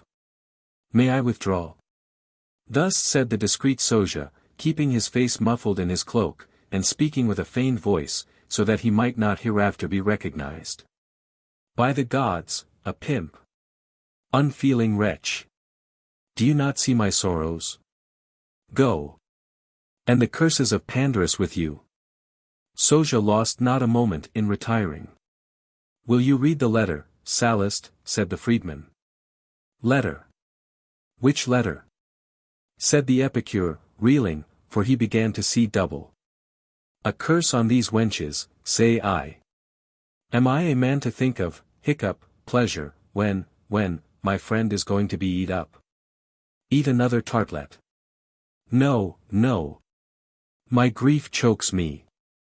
Take him to bed, said the freedman, and, Sallust's head now declining fairly on his breast, they bore him off to his cubiculum, still muttering lamentations for Glaucus, and imprecations on the unfeeling overtures of ladies of pleasure. Meanwhile Soja strode indignantly homeward. Pimp, indeed, quoth he to himself. Pimp. A scurvy-tongued fellow that Sallust. Had I been called knave, or thief, I could have forgiven it, but pimp. Faugh. There is something in the word which the toughest stomach in the world would rise against. A knave is a knave for his own pleasure, and a thief for his own profit. And there is something honorable and philosophical in being a rascal for one's own sake, that is doing things upon principle, upon a grand scale. But a pimp is a thing that defile itself for another, a pipkin that is put on the fire for another man's pottage. A napkin, that every guest wipes his hands upon. And the scullion says, by your leave, too. A pimp. I would rather he had called me parricide. But the man was drunk, and did not know what he said, and, besides, I disguised myself. Had he seen it had been Soja who addressed him, it would have been, honest Soja, and, worthy man. I warrant. Nevertheless, the trinkets have been won easily, that's some comfort. And, O goddess Feronia, I shall be a freedman soon. And then I should like to see who'll call me pimp. Unless, indeed, he pay me pretty handsomely for it. While Soja was soliloquizing in this high-minded and generous vein, his path lay along a narrow lane that led towards the amphitheatre and its adjacent palaces. Suddenly, as he turned a sharp corner he found himself in the midst of a considerable crowd. Men, women, and children, all were hurrying or laughing, talking, gesticulating. And, ere he was aware of it, the worthy Soja was borne away with the noisy stream. What now? He asked of his nearest neighbor, a young artificer, what now? Where are all these good folks thronging? Does any rich patron give away alms or viands tonight? Not so, man, better still, replied the artificer, the noble Pansa, the people's friend, has granted the public leave to see the beasts in their vivaria. By Hercules! They will not be seen so safely by some persons tomorrow. 'Tis a pretty sight, said the slave, yielding to the throng that impelled him onward, and since I may not go to the sports tomorrow, I may as well take a peep at the beasts tonight. You will do well, returned his new acquaintance, a lion and a tiger are not to be seen at Pompeii every day. The crowd had now entered a broken and wide space of ground, on which, as it was only lighted scantily and from a distance, the press became dangerous to those whose limbs and shoulders were not fitted for a mob. Nevertheless, the women especially, many of them with children in their arms, or even at the breast, were the most resolute in forcing their way. And their shrill exclamations of complaint or objurgation were heard loud above the more jovial and masculine voices. Yet, amidst them was a young and girlish voice, that appeared to come from one too happy in her excitement to be alive to the inconvenience of the crowd. Aha, cried the young woman, to some of her companions, I always told you so. I always said we should have a man for the lion, and now we have one for the tiger too. I wish tomorrow were come. Ho, ho! For the merry, merry show. With a forest of faces in every row. Lo! The swordsman, bold as the son of Alcmena. Sweep, side by side, o'er the hushed arena. Talk while you may, you will hold your breath. When they meet in the grasp of the glowing death. Tramp! Tramp! How gaily they go! Ho! Ho! For the merry, merry show. A jolly girl, said Soja. Yes, replied the young artificer, a curly-headed, handsome youth. Yes, replied he, enviously, the women love a gladiator. If I had been a slave, I would have soon found my schoolmaster in the Lanista. Would you, indeed, said Soja, with a sneer. People's notions differ. The crowd had now arrived at the place of destination. But as the cell in which the wild beasts were confined was extremely small and narrow, tenfold more vehement than it hitherto had been was the rush of the aspirants to obtain admittance. Two of the officers of the amphitheatre, placed at the entrance, very wisely mitigated the evil by dispensing to the foremost only a limited number of tickets at a time. and admitting no new visitors till their predecessors had sated their curiosity. Soja, who was a tolerably stout fellow and not troubled with any remarkable scruples of diffidence or good breeding, contrived to be among the first of the initiated. Separated from his companion the artificer, Soja found himself in a narrow cell of oppressive heat and atmosphere, and lighted by several rank and flaring torches. The animals, usually kept in different vivaria, or dens, were now, for the greater entertainment of the visitors, placed in one, but equally indeed divided from each other by strong cages protected by iron bars. There they were, the fell and grim wanderers of the desert, who have now become almost the principal agents of this story. The lion, who, as being the more gentle by nature than his fellow beast, had been more incited to ferocity by hunger, stalked restlessly and fiercely to and fro his narrow confines, his eyes were lurid with rage and famine, and as every now and then, he paused and glared around, the spectators fearfully pressed backward, and drew their breath more quickly. But the tiger lay quiet and extended at full length in his cage, and only by an occasional play of his tail, or a long impatient yawn, testified any emotion at his confinement, or at the crowd which honored him with their presence. I have seen no fiercer beast than yon lion even in the amphitheatre of Rome, said a gigantic and sinewy fellow who stood at the right hand of Soja. I feel humbled when I look at his limbs, replied, at the left of Soja, a slighter and younger figure, with his arms folded on his breast. The slave looked first at one, and then at the other. Virtus in medio. Virtue is ever in the middle. Muttered he to himself, a goodly neighborhood for thee, Soja, a gladiator on each side. That is well said, Lydon, returned the huger gladiator, I feel the same. And to think, observed Lydon, in a tone of deep feeling, to think that the noble Greek, he whom we saw but a day or two since before us, so full of youth, and health, and joyousness, is to feast yon monster. Why not? Growled Niger, savagely, many an honest gladiator has been compelled to a like combat by the emperor, why not a wealthy murderer by the law? Lydon sighed, shrugged his shoulders, and remained silent. Meanwhile the common gazers listened with staring eyes and lips apart. The gladiators were objects of interest as well as the beasts, they were animals of the same species. So the crowd glanced from one to the other, the men and the brutes, whispering their comments and anticipating the morrow. Well, said Lydon, turning away, I thank the gods that it is not the lion or the tiger I am to contend with. Even you, Niger, are a gentler combatant than they. But equally dangerous, said the gladiator, with a fierce laugh, and the bystanders, admiring his vast limbs and ferocious countenance, laughed too. That as it may be, answered Lydon, carelessly, as he pressed through the throng and quitted the den. I may as well take advantage of his shoulders, thought the prudent Soja, hastening to follow him, the crowd always give way to a gladiator, so I will keep close behind, and come in for a share of his consequence. The son of Medon strode quickly through the mob, many of whom recognized his features and profession. That is young Lydon, a brave fellow, he fights tomorrow, said one. Ah! I have a bet on him, said another, see how firmly he walks. Good luck to thee, Lydon, said a third. Lydon, you have my wishes, half whispered a fourth, smiling, a comely woman of the middle class, and if you win, why, you may hear more of me. A handsome man, by Venus! Cried a fifth, who was a girl scarce in her teens. Thank you, returned Soja, gravely taking the compliment to himself.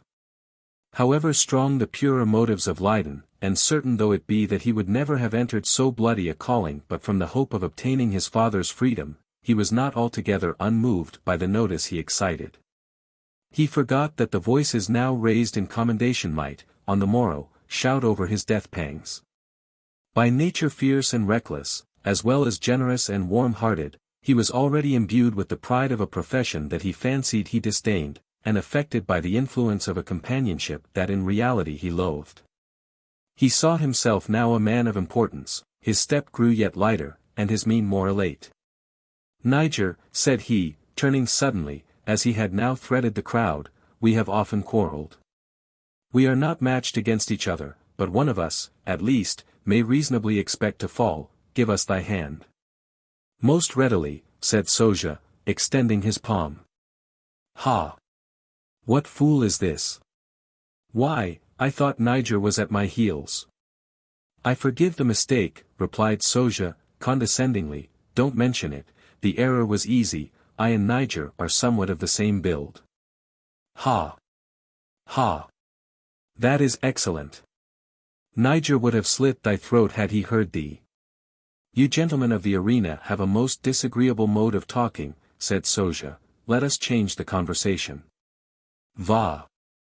Va! Said Lydon, impatiently, I am in no humor to converse with thee.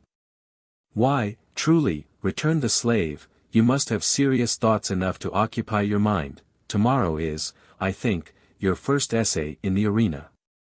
Well, I am sure you will die bravely. May thy words fall on thine own head. Said Lydon, superstitiously, for he by no means liked the blessing of Soja. Die. No, I trust my hour is not yet come. He who plays at dice with death must expect the dog's throw, replied Soja, maliciously. But you are a strong fellow, and I wish you all imaginable luck, and so, veil. With that the slave turned on his heel, and took his way homeward. I trust the rogue's words are not ominous, said Lydon, musingly. In my zeal for my father's liberty, and my confidence in my own thews and sinews, I have not contemplated the possibility of death. My poor father! I am thy only son. If I were to fall. As the thought crossed him, the gladiator strode on with a more rapid and restless pace, when suddenly, in an opposite street, he beheld the very object of his thoughts. Leaning on his stick, his form bent by care and age, his eyes downcast, and his steps trembling, the grey-haired maiden slowly approached towards the gladiator. Lydon paused a moment, he divined at once the cause that brought forth the old man at that late hour. Be sure, it is I whom he seeks, thought he. He is horror-struck at the condemnation of Olinthus, he more than ever esteems the arena criminal and hateful, he comes again to dissuade me from the contest.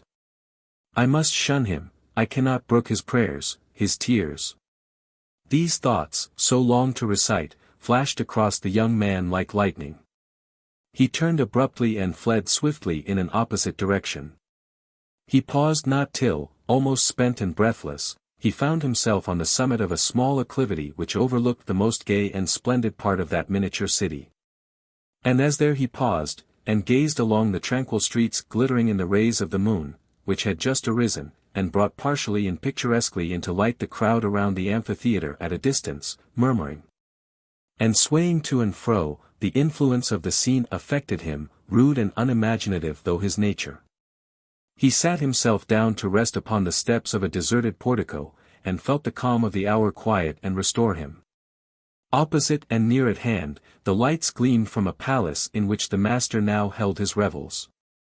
The doors were open for coolness, and the gladiator beheld the numerous and festive group gathered round the tables in the atrium. While behind them, closing the long vista of the illumined rooms beyond, the spray of the distant fountain sparkled in the moonbeams. There, the garlands wreathed around the columns of the hall, there, gleamed still and frequent the marble statue, there, amidst peals of jocund laughter, rose the music and the lay. Epicurean song. Away with your stories of Hades, which the flamen has forged to affright us. We laugh at your three maiden ladies, your fates, and your sullen Cocytus. Poor Jove has a troublesome life, sir. Could we credit your tales of his portals? In shutting his ears on his wife, sir, and opening his eyes upon mortals. Oh, blessed be the bright Epicurus, who taught us to laugh at such fables. On Hades they wanted to moor us, and his hand cut the terrible cables. If, then, there's a Jove or a Juno, they vex not their heads about us, man. Besides, if they did, I and you know, 'tis the life of a god to live thus, man. What? Think you the gods place their bliss, in playing the spy on a sinner? In counting the girls that we kiss, Or the cups that we empty at dinner?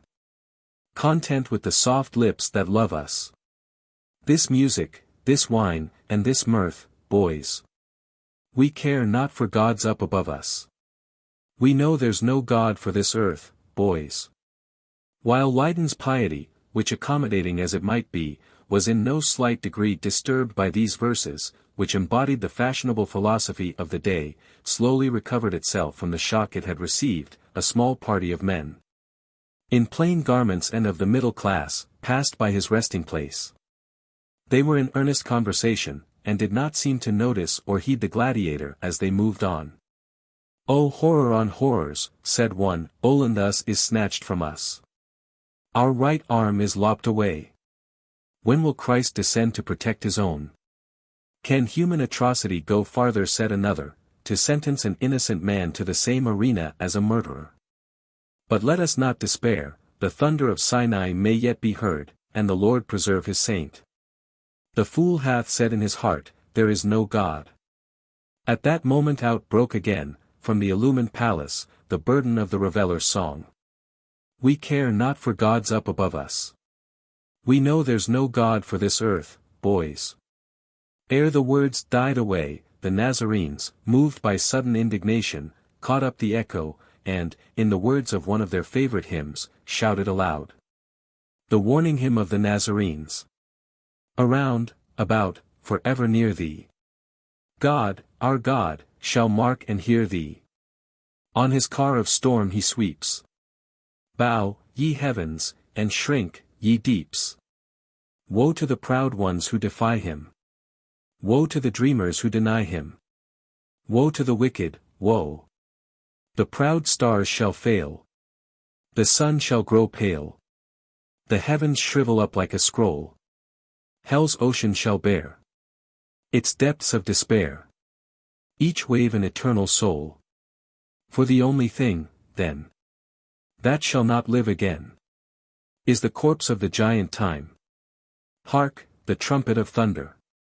Lo, earth rent asunder. And, forth, on his angel throne, he comes through the gloom, the judge of the tomb, to summon and save his own. Oh, joy to care, and woe to crime. He comes to save his own. Woe to the proud ones who defy him. Woe to the dreamers who deny him. Woe to the wicked, woe. A sudden silence from the startled hall of revolt succeeded these ominous words. The Christians swept on, and were soon hidden from the sight of the gladiator. Awed, he scarce knew why, by the mystic denunciations of the Christians, Lydon, after a short pause, now rose to pursue his way homeward. Before him, how serenely slept the starlight on that lovely city! How breathlessly its pillared streets reposed in their security! How softly rippled the dark green waves beyond!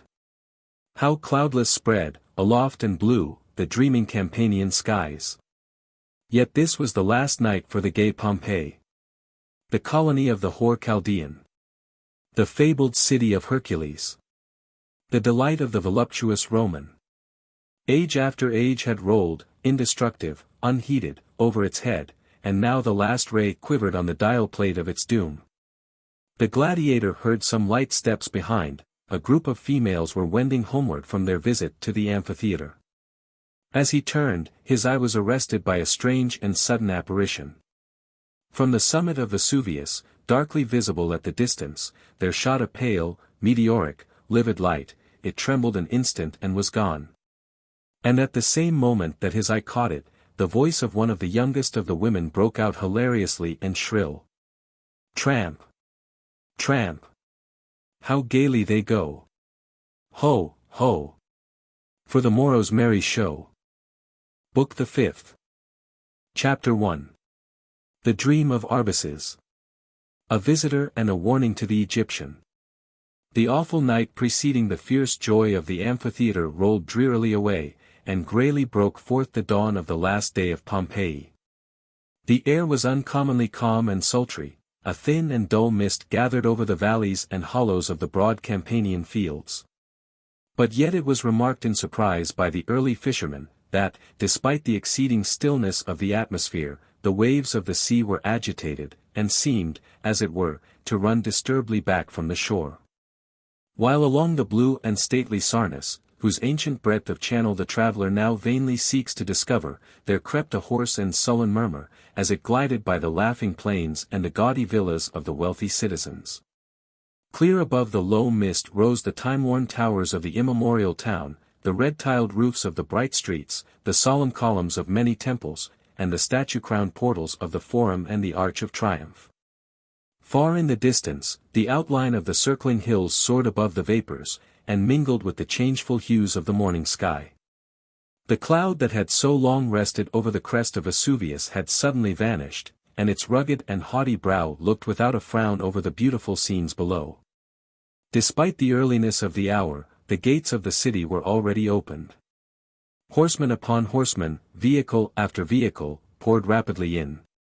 And the voices of numerous pedestrian groups, clad in holiday attire, rose high in joyous and excited merriment. The streets were crowded with citizens and strangers from the populous neighborhood of Pompeii.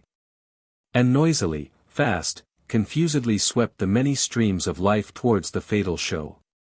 Despite the vast size of the amphitheatre, seemingly so disproportioned to the extent of the city, and formed to include nearly the whole population of Pompeii itself, so great, on extraordinary occasions, was the concourse of strangers from all parts of Campania, that the space before it was usually crowded for several hours previous to the commencement of the sports, by such persons as were not entitled by their rank to appointed and special seats.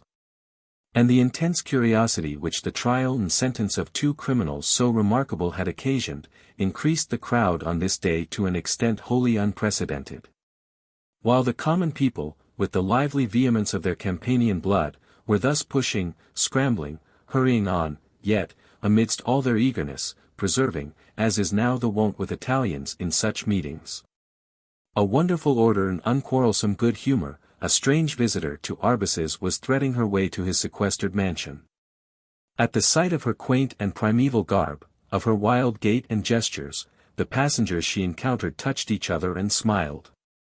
But as they caught a glimpse of her countenance, the mirth was hushed at once, for the face was as the face of the dead. And, what with the ghastly features and obsolete robes of the stranger, it seemed as if one long entombed had risen once more amongst the living. In silence and awe each group gave way as she passed along, and she soon gained the broad porch of the Egyptian's palace. The black porter, like the rest of the world, astir at an unusual hour, started as he opened the door to her summons. The sleep of the Egyptian had been usually profound during the night, but, as the dawn approached, it was disturbed by strange and unquiet dreams, which impressed him the more as they were colored by the peculiar philosophy he embraced. He thought that he was transported to the bowels of the earth, and that he stood alone in a mighty cavern supported by enormous columns of rough and primeval rock, lost, as they ascended, in the vastness of a shadow athwart whose eternal darkness no beam of day had ever glanced. And in the space between these columns were huge wheels, that whirled round and round unceasingly, and with a rushing and roaring noise.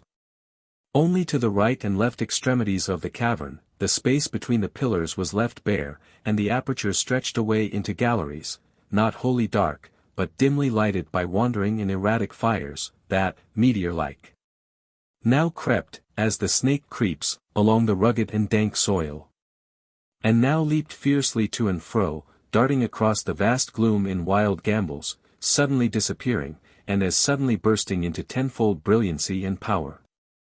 And while he gazed wonderingly upon the gallery to the left, thin, mist-like, aerial shapes passed slowly up, and when they had gained the hall they seemed to rise aloft, and to vanish, as the smoke vanishes, in the measureless ascent. He turned in fear towards the opposite extremity, and behold, there came swiftly, from the gloom above, similar shadows, which swept hurriedly along the gallery to the right, as if borne involuntarily adown the sides of some invisible stream. And the faces of these spectres were more distinct than those that emerged from the opposite passage, and on some was joy, and on others sorrow, some were vivid with expectation and hope, some unutterably dejected by awe and horror. And so they passed, swift and constantly on, till the eyes of the gazer grew dizzy and blinded with the whirl of an ever-varying succession of things impelled by a power apparently not their own. Arbaces turned away, and, in the recess of the hall, he saw the mighty form of a giantess seated upon a pile of skulls, and her hands were busy upon a pale and shadowy woof. And he saw that the woof communicated with the numberless wheels, as if it guided the machinery of their movements. He thought his feet, by some secret agency, were impelled towards the female, and that he was borne onwards till he stood before her, face to face. The countenance of the giantess was solemn and hushed, and beautifully serene. It was as the face of some colossal sculpture of his own ancestral sphinx. No passion, no human emotion, disturbed its brooding and unwrinkled brow. There was neither sadness, nor joy, nor memory, nor hope. It was free from all with which the wild human heart can sympathize. The mystery of mysteries rested on its beauty. It awed, but terrified not. It was the incarnation of the sublime. And Arbaces felt the voice leave his lips, without an impulse of his own, and the voice asked, "Who art thou, and what is thy task?" "I am that which thou hast acknowledged," answered, without desisting from its work, the mighty phantom. "My name is Nature. These are the wheels of the world, and my hand guides them for the life of all things." "And what," said the voice of Arbaces, "are these galleries, that strangely and fitfully illumined, stretch on either hand into the abyss of gloom?" "That," answered the giant mother, "which thou beholdest to the left, is the gallery of the unborn. The shadows that flit onward and upward into the world, are the souls that pass from the long eternity of being to their destined pilgrimage on earth. That which thou beholdest to thy right, wherein the shadows descending from above sweep on, equally unknown and dim, is the gallery of the dead." "And wherefore," said the voice of Arbaces, "yon wandering lights, that so wildly break the darkness?" "But only break, not reveal. Dark fool of the human sciences! Dreamer of the stars, and would-be decipherer of the heart and origin of things. Those lights are but the glimmerings of such knowledge as is vouchsafed to nature to work her way, to trace enough of the past and future to give providence to her designs.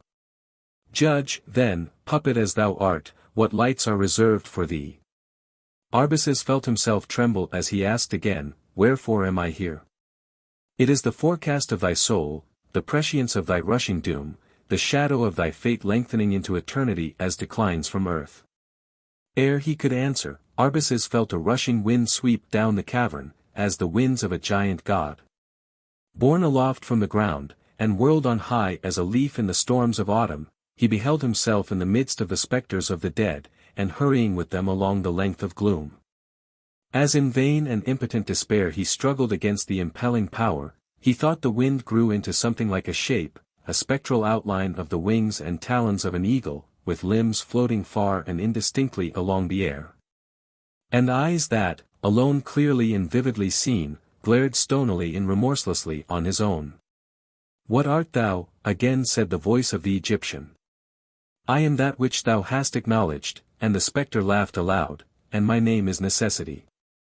To what dost thou bear me? To the unknown. To happiness or to woe? As thou hast sown, so shalt thou reap. Dread thing, not so. If thou art the ruler of life, thine are my misdeeds, not mine." "I am but the breath of God," answered the mighty wind. "Then is my wisdom vain," groaned the dreamer. "The husbandman accuses not fate, when, having sown thistles, he reaps not corn.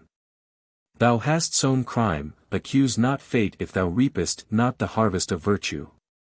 The scene suddenly changed. Arbaces was in a place of human bones, and lo! in the midst of them was a skull, and the skull, still retaining its fleshless hollows, assumed slowly, and in the mysterious confusion of a dream, the face of Amphitheatre. And forth from the grinning jaws there crept a small worm, and it crawled to the feet of Arbaces. He attempted to stamp on it and crush it, but it became longer and larger with that attempt. It swelled and bloated till it grew into a vast serpent. It coiled itself round the limbs of Arbaces, it crunched his bones, it raised its glaring eyes and poisonous jaws to his face. He writhed in vain. He withered, he gasped, beneath the influence of the blighting breath, he felt himself blasted into death. And then a voice came from the reptile, which still bore the face of Arbaces and rang in his reeling ear. Thy victim is thy judge. The worm thou wouldst crush becomes the serpent that devours thee. With a shriek of wrath, and woe, and despairing resistance, Arbaces awoke, his hair on end, his brow bathed in dew, his eyes glazed and staring, his mighty frame quivering as an infant's, beneath the agony of that dream. He awoke, he collected himself, he blessed the gods whom he disbelieved. That he was in a dream, he turned his eyes from side to side, he saw the dawning light break through his small but lofty window, he was in the precincts of day, he rejoiced, he smiled. His eyes fell, and opposite to him he beheld the ghastly features, the lifeless eye, the livid lip, of the hag of Vesuvius. Ha! He cried, placing his hands before his eyes, as to shut out the grisly vision. Do I dream still? Am I with the dead? Mighty Hermes, no. Thou art with one deathlike, but not dead. Recognize thy friend and slave. There was a long silence. Slowly the shudders that passed over the limbs of the Egyptian chased each other away, faintlier and faintlier, dying till he was himself again. It was a dream, then, said he. Well, let me dream no more, or the day cannot compensate for the pangs of night. Woman, how camest thou here, and wherefore? I came to warn thee, answered the sepulchral voice of the saga. Warn me. The dream lied not, then. Of what peril? Listen to me. Some evil hangs over this fated city. Fly while it be time. Thou knowest that I hold my home on that mountain beneath which old tradition set there yet burn the fires of the river of Phlegethon. And in my cavern is a vast abyss, and in that abyss I have of late marked a red and dull stream creep slowly, slowly on, and heard many and mighty sounds hissing and roaring through the gloom. But last night, as I looked thereon, behold the stream was no longer dull, but intensely and fiercely luminous.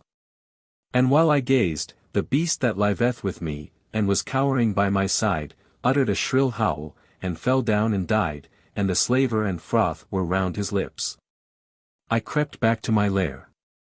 But I distinctly heard, all the night, the rock shake and tremble, and, though the air was heavy and still, there were the hissing of pent winds, and the grinding as of wheels, beneath the ground.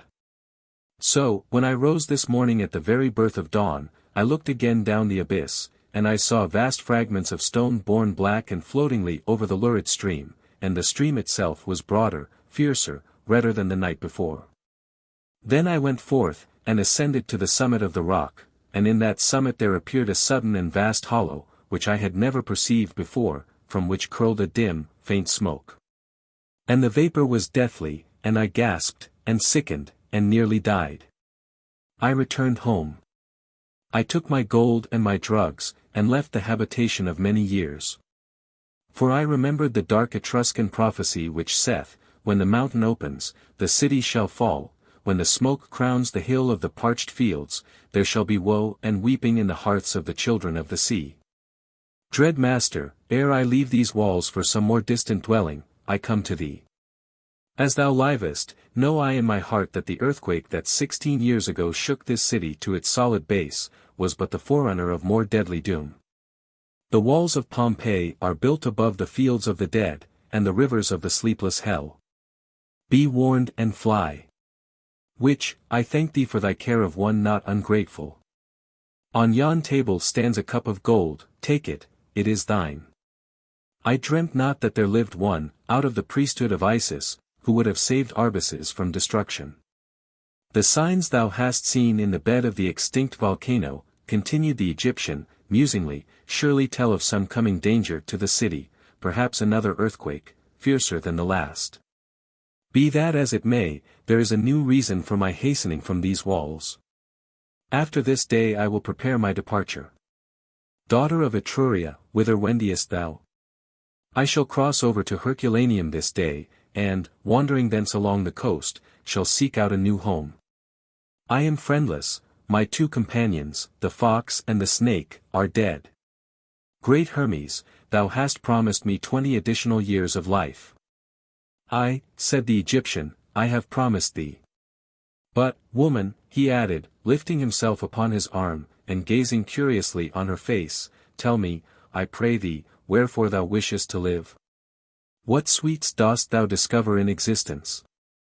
It is not life that is sweet, but death that is awful, replied the hag, in a sharp, impressive tone, that struck forcibly upon the heart of the vain starseer. He winced at the truth of the reply. And no longer anxious to retain so uninviting a companion, he said, time wanes, I must prepare for the solemn spectacle of this day. Sister, farewell. Enjoy thyself as thou canst over the ashes of life. The hag, who had placed the costly gift of Arbaces in the loose folds of her vest, now rose to depart. When she had gained the door she paused, turned back, and said, this may be the last time we meet on earth. But whither fleet the flame when it leaves the ashes? Wandering to and fro, up and down, as an exhalation on the morass, the flame may be seen in the marshes of the lake below. And the witch and the Magian, the pupil and the master, the great one and the accursed one, may meet again. Farewell. Out, croaker, muttered Arbaces, as the door closed on the hag's tattered robes. And, impatient of his own thoughts, not yet recovered from the past dream, he hastily summoned his slaves.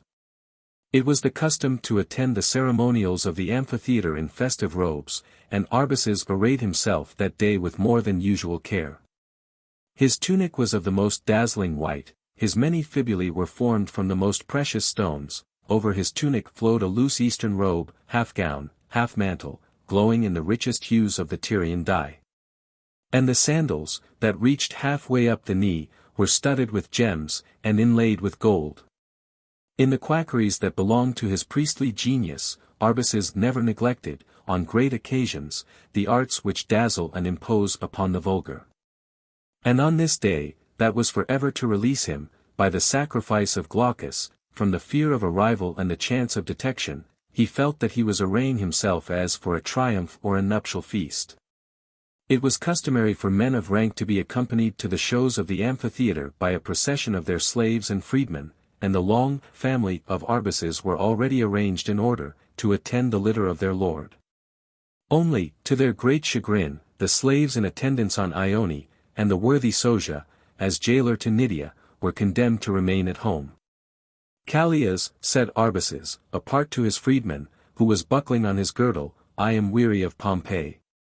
I propose to quit it in 3 days, should the wind favour. Thou knowest the vessel that lies in the harbour which belonged to Narsas, of Alexandria, I have purchased it of him. The day after tomorrow we shall begin to remove my stores. So soon. 'Tis well. Arbaces shall be obeyed, and his ward, Ione, accompanies me. Enough. Is the morning fair? Dim and oppressive, it will probably be intensely hot in the forenoon. The poor gladiators, and more wretched criminals. Descend, and see that the slaves are marshalled. Left alone, Arbaces stepped into his chamber of study, and thence upon the portico without. He saw the dense masses of men pouring fast into the amphitheatre, and heard the cry of the assistants, and the cracking of the cordage, as they were straining aloft the huge awning under which the citizens, molested by no discomforting ray, were to behold, at luxurious ease, the agonies of their fellow creatures. Suddenly a wild strange sound went forth, and as suddenly died away, it was the roar of the lion. There was a silence in the distant crowd. But the silence was followed by joyous laughter, they were making merry at the hungry impatience of the royal beast. Brutes, muttered the disdainful Arbaces, are ye less homicides than I am? I slay but in self-defense, ye make murder pastime. He turned with a restless and curious eye, towards Vesuvius. Beautifully glowed the green vineyards round its breast, and tranquil as eternity lay in the breathless skies the form of the mighty hill. We have time yet, if the earthquake be nursing, thought Arbaces, and he turned from the spot. He passed by the table which bore his mystic scrolls and Chaldean calculations. August art. He thought, I have not consulted thy decrees since I passed the danger and the crisis they foretold. What matter? I know that henceforth all in my path is bright and smooth. Have not events already proved it? Away, doubt, away, pity. Reflect, O my heart, reflect, for the future, but two images, Empire and Ione. Chapter 2. The Amphitheatre. Nydia, assured by the account of Soja, on his return home, and satisfied that her letter was in the hands of Sallust, gave herself up once more to hope. Sallust would surely lose no time in seeking the praetor, in coming to the house of the Egyptian, in releasing her, in breaking the prison of Calenus. That very night Glaucus would be free. Alas! The night passed, the dawn broke. She heard nothing but the hurried footsteps of the slaves along the hall and peristyle, and their voices in preparation for the show. By and by, the commanding voice of Arbaces broke on her ear, a flourish of music rung out cheerily, the long procession were sweeping to the amphitheatre to glut their eyes on the death pangs of the Athenian. The procession of Arbaces moved along slowly, and with much solemnity till now, arriving at the place where it was necessary for such as came in litters or chariots to alight. Arbaces descended from his vehicle, and proceeded to the entrance by which the more distinguished spectators were admitted. His slaves, mingling with the humbler crowd, were stationed by officers who received their tickets, not much unlike our modern opera ones, in places in the popularia, the seats apportioned to the vulgar. And now, from the spot where Arbaces sat, his eyes scanned the mighty and impatient crowd that filled the stupendous theatre. On the upper tier, but apart from the male spectators, sat women, their gay dresses resembling some gaudy flower bed. It is needless to add that they were the most talkative part of the assembly, and many were the looks directed up to them, especially from the benches appropriated to the young and the unmarried men. On the lower seats round the arena sat the more high-born and wealthy visitors, the magistrates and those of senatorial or equestrian dignity. The passages which, by corridors at the right and left, gave access to these seats, at either end of the oval arena, were also the entrances for the combatants. Strong palings at these passages prevented any unwelcome eccentricity in the movements of the beasts, and confined them to their appointed prey. Around the parapet which was raised above the arena, and from which the seats gradually rose, were gladiatorial inscriptions, and paintings wrought in fresco, typical of the entertainments for which the place was designed. Throughout the whole building wound invisible pipes, from which, as the day advanced, cooling and fragrant showers were to be sprinkled over the spectators. The officers of the amphitheatre were still employed in the task of fixing the vast awning, or velaria, which covered the whole, and which luxurious invention the Campanians arrogated to themselves. It was woven of the whitest Apulian wool, and variegated with broad stripes of crimson. Owing either to some inexperience on the part of the workmen, or to some defect in the machinery, the awning, however, was not arranged that day so happily as usual. Indeed, from the immense space of the circumference, the task was always one of great difficulty and art, so much so, that it could seldom be adventured in rough or windy weather. But the present day was so remarkably still that there seemed to the spectators no excuse for the awkwardness of the artificers. And when a large gap in the back of the awning was still visible, from the obstinate refusal of one part of the velaria to ally itself with the rest, the murmurs of discontent were loud and general. The aedile Pansa, at whose expense the exhibition was given, looked particularly annoyed at the defect, and vowed bitter vengeance on the head of the chief officer of the show, who, fretting, puffing, perspiring, busied himself in idle orders and unavailing threats. The hubbub ceased suddenly, the operators desisted, the crowd were stilled, the gap was forgotten, for now, with a loud and warlike flourish of trumpets, the gladiators, marshalled in ceremonious procession, entered the arena. They swept round the oval space very slowly and deliberately, in order to give the spectators full leisure to admire their stern serenity of feature, their brawny limbs and various arms, as well as to form such wagers as the excitement of the moment might suggest. "Oh," cried the widow Fulvia to the wife of Pansa, as they leaned down from their lofty bench, "do you see that gigantic gladiator? How drolly he is dressed!" "Yes," said the aedile's wife, with complacent importance, for she knew all the names and qualities of each combatant, "he is a retiarius or netter, he is armed only, you see, with a three-pronged spear like a trident, and a net. He wears no armor, only the fillet and the tunic. He is a mighty man, and is to fight with Sporus, yon thick-set gladiator, with the round shield and drawn sword, but without body armor. He has not his helmet on now, in order that you may see his face, how fearless it is. By and by he will fight with his visor down. But surely a net and a spear are poor arms against a shield and sword. That shows how innocent you are, my dear Fulvia. The retiarius has generally the best of it. But who is yon handsome gladiator, nearly naked, is it not quite improper? By Venus! But his limbs are beautifully shaped. It is Lydon, a young untried man. He has the rashness to fight yon other gladiator similarly dressed, or rather undressed, tetrades. They fight first in the Greek fashion, with the cestus, afterwards they put on armor, and try sword and shield. He is a proper man, this Lydon, and the women, I am sure, are on his side. So are not the experienced betters. Clodius offers 3-1 against him. Oh, Jove! How beautiful!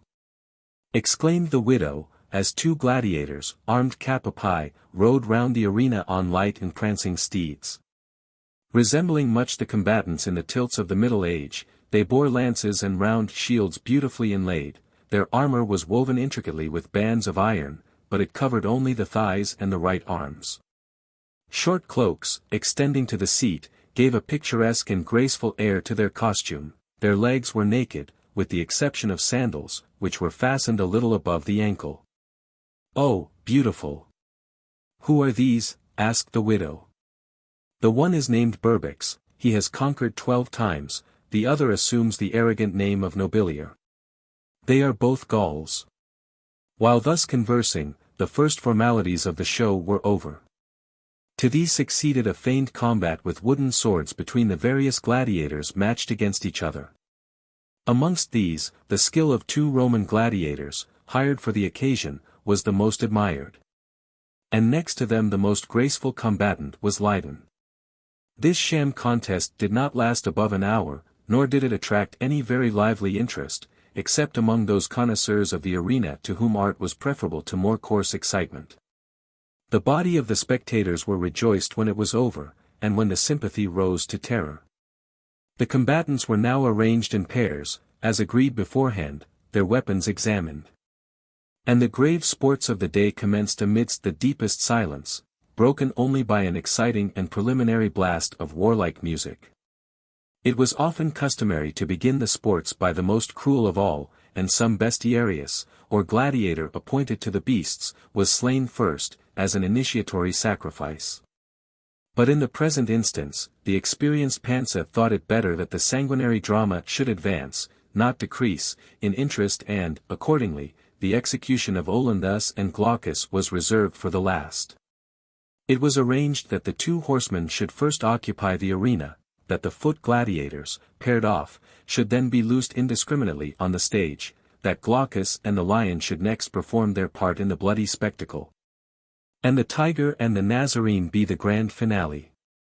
And, in the spectacles of Pompeii, the reader of Roman history must limit his imagination, nor expect to find those vast and wholesale exhibitions of magnificent slaughter with which a Nero or a Caligula regaled the inhabitants of the imperial city.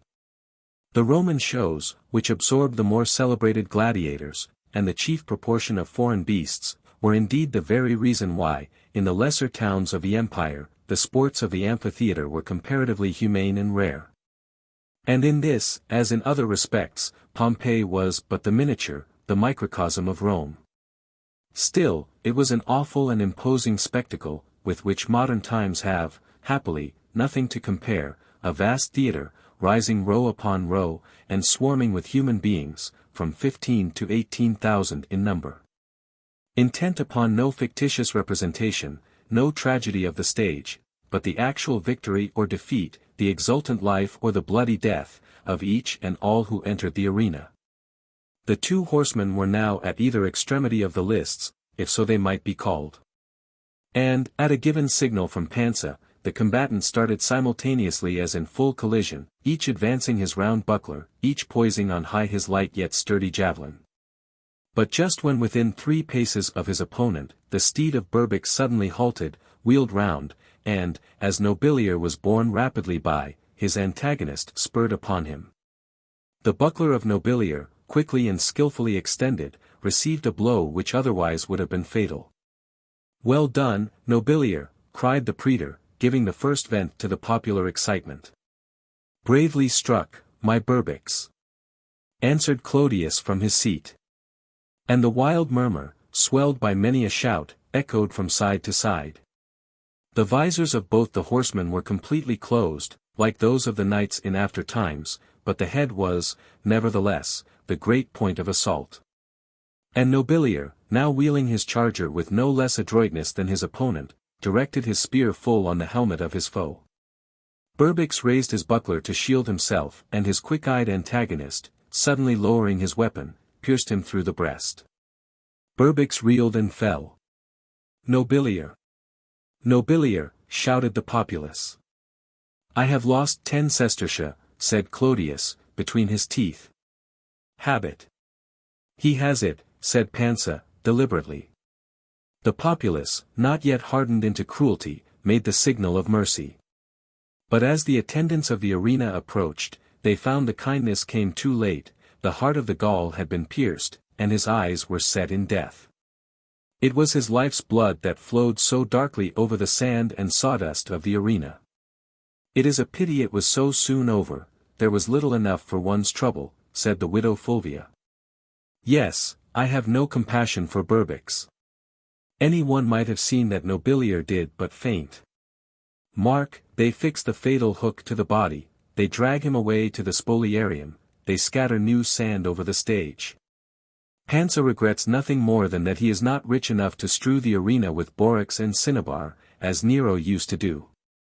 Well, if it has been a brief battle, it is quickly succeeded. See my handsome Leiden on the arena, aye, and the net-bearer too, and the swordsman. Oh, charming!" There were now on the arena 6 combatants, Niger and his net, matched against Sporus with his shield and his short broadsword. Leiden and Tetrades, naked save by a cincture round the waist, each armed only with a heavy Greek cestus, and 2 gladiators from Rome, clad in complete steel, and evenly matched with immense bucklers and pointed swords. The initiatory contest between Leiden and Tetrades being less deadly than that between the other combatants, no sooner had they advanced to the middle of the arena than, as by common consent, the rest held back. To see how that contest should be decided, and wait till fiercer weapons might replace the cestus, ere they themselves commenced hostilities. They stood leaning on their arms and apart from each other, gazing on the show, which, if not bloody enough, thoroughly to please the populace, they were still inclined to admire, because its origin was of their ancestral Greece. No person could, at first glance, have seemed less evenly matched than the 2 antagonists. Tetrades, though not taller than Leiden, weighed considerably more. The natural size of his muscles was increased, to the eyes of the vulgar, by masses of solid flesh.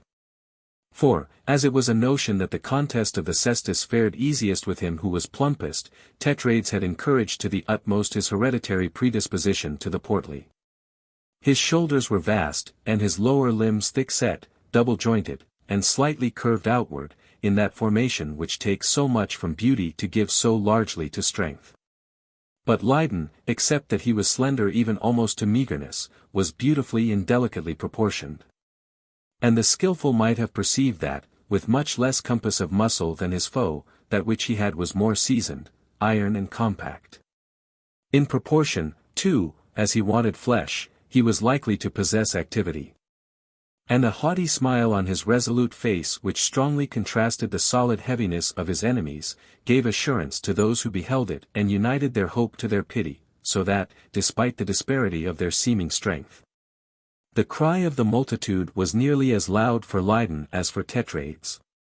Whoever is acquainted with the modern prize ring, whoever has witnessed the heavy and disabling strokes which the human fist, skillfully directed, hath the power to bestow, may easily understand how much that happy facility would be increased by a band carried by thongs of leather round the arm as high as the elbow, and terribly strengthened about the knuckles by a plate of iron. And sometimes a plummet of lead. Yet this, which was meant to increase, perhaps rather diminished, the interest of the fray, for it necessarily shortened its duration. A very few blows, successfully and scientifically planted, might suffice to bring the contest to a close. And the battle did not, therefore, often allow full scope for the energy, fortitude and dogged perseverance, that we technically style pluck, which not unusually wins the day against superior science. And which heightens to so painful a delight the interest in the battle and the sympathy for the brave. Guard thyself, growled Tetrades, moving nearer and nearer to his foe, who rather shifted round him than receded. Lydon did not answer, save by a scornful glance of his quick, vigilant eye. Tetrades struck, it was as the blow of a smith on a vice. Lydon sank suddenly on one knee, the blow passed over his head. Not so harmless was Lydon's retaliation, he quickly sprung to his feet, and aimed his cestus full on the broad breast of his antagonist. Tetrades reeled, the populace shouted. "You are unlucky today," said Lepidus to Clodius, "you have lost one bet, you will lose another. By the gods! My bronzes go to the auctioneer if that is the case. I have no less than 100 sestertia upon Tetrades. Ha, ha! See how he rallies. That was a home stroke, he has cut open Lydon's shoulder. A Tetrades! A Tetrades! But Lydon is not disheartened. By Pollux! How well he keeps his temper. See how dexterously he avoids those hammer-like hands. Dodging now here, now there, circling round and round. Ah, poor Lydon! He has it again. 3-1 still on Tetrades. What say you, Lepidus? Well, 9 sestertia to 3, be it so. What? Again, Lydon. He stops, he gasps for breath. By the gods, he is down. No, he is again on his legs. Brave Lydon. Tetrades is encouraged, he laughs loud, he rushes on him. Fool, success blinds him, he should be cautious. Lydon's eye is like the lynx's, said Clodius, between his teeth. Ha, Clodius! Saw you that? Your man totters. Another blow, he falls, he falls. Earth revives him, then. He is once more up, but the blood rolls down his face. By the thunderer! Lydon wins it. See how he presses on him. That blow on the temple would have crushed an ox. It has crushed Tetrades. He falls again, he cannot move, habit. Habit. Habit, repeated Pansa. Take them out and give them the armor and swords. Noble editor, said the officers, we fear that Tetrades will not recover in time, howbeit, we will try. Do so. In a few minutes the officers, who had dragged off the stunned and insensible gladiator, returned with rueful countenances. They feared for his life, he was utterly incapacitated from re-entering the arena. In that case, said Pansa, hold Lydon a subdititius, and the first gladiator that is vanquished, let Lydon supply his place with the victor. The people shouted their applause at this sentence, then they again sunk into deep silence. The trumpet sounded loudly. The 4 combatants stood each against each in prepared and stern array. Dost thou recognize the Romans, my Clodius? Are they among the celebrated, or are they merely ordinary? Eumolpus is a good second-rate swordsman, my Lepidus. Nepomus, the lesser man, I have never seen before, but he is the son of one of the imperial fiscals, and brought up in a proper school. Doubtless they will show sport, but I have no heart for the game, I cannot win back my money, I am undone. Curses on that Lydon. Who could have supposed he was so dexterous or so lucky? Well, Clodius, shall I take compassion on you, and accept your own terms with these Romans? And even 10 sestertia on Eumolpus, then. What? When Nepomus is untried? Nay, nay, that is too bad. Well, 10-8. Agreed. While the contest in the amphitheatre had thus commenced, there was one in the loftier benches for whom it had assumed, indeed, a poignant, a stifling interest. The aged father of Lydon, despite his Christian horror of the spectacle, in his agonized anxiety for his son, had not been able to resist being the spectator of his fate. One amidst a fierce crowd of strangers, the lowest rabble of the populace, the old man saw, felt nothing, but the form, the presence of his brave son. Not a sound had escaped his lips when twice he had seen him fall to the earth, only he had turned paler, and his limbs trembled. But he had uttered one low cry when he saw him victorious, unconscious, alas! Of the more fearful battle to which that victory was but a prelude. "My gallant boy," said he, and wiped his eyes. "Is he thy son?" said a brawny fellow to the right of the Nazarene. "He has fought well, let us see how he does by and by. Hark! He is to fight the first victor. Now, old boy, pray the gods that that victor be neither of the Romans. Nor, next to them, the giant Niger." The old man sat down again and covered his face. The fray for the moment was indifferent to him. Lydon was not one of the combatants. Yet, the thought flashed across him, the fray was indeed of deadly interest, the first who fell was to make way for Lydon. He started, and bent down, with straining eyes and clasped hands, to view the encounter. The first interest was attracted towards the combat of Niger with Sporus. For this species of contest, from the fatal result which usually attended it, and from the great science it required in either antagonist, was always peculiarly inviting to the spectators. They stood at a considerable distance from each other. The singular helmet which Sporus wore, the visor of which was down, concealed his face, but the features of Niger attracted a fearful and universal interest from their compressed and vigilant ferocity. Thus they stood for some moments, each eyeing each, until Sporus began slowly, and with great caution, to advance, holding his sword pointed, like a modern fencer's, at the breast of his foe. Niger retreated as his antagonist advanced, gathering up his net with his right hand, and never taking his small glittering eye from the movements of the swordsman. Suddenly when Sporus had approached nearly at arm's length, the retiarius threw himself forward, and cast his net. A quick inflection of body saved the gladiator from the deadly snare. He uttered a sharp cry of joy and rage, and rushed upon Niger, but Niger had already drawn in his net, thrown it across his shoulders, and now fled round the lists with a swiftness which the secutor in vain endeavoured to equal. The people laughed and shouted aloud, to see the ineffectual efforts of the broad-shouldered gladiator to overtake the flying giant, when, at that moment, their attention was turned from these to the two Roman combatants. They had placed themselves at the onset face to face, at the distance of modern fencers from each other, but the extreme caution which both evinced at first had prevented any warmth of engagement, and allowed the spectators full leisure to interest themselves in the battle between Sporus and his foe. But the Romans were now heated into full and fierce encounter. They pushed, returned, advanced on, retreated from each other with all that careful yet scarcely perceptible caution which characterizes men well experienced and equally matched. But at this moment, Eumolpus, the elder gladiator, by that dexterous backstroke which was considered in the arena so difficult to avoid, had wounded Nepimus in the side. The people shouted, Lepidus turned pale. "Ho!" said Clodius, "the game is nearly over. If Eumolpus fights now the quiet fight, the other will gradually bleed himself away. But, thank the gods, he does not fight the backward fight. See! He presses hard upon Nepimus. By Mars!" But Nepimus had him there. The helmet rang again. "Clodius, I shall win. Why do I ever bet but at the dice?" groaned Clodius to himself, "or why cannot one cog a gladiator?" "A Sporus! A Sporus!"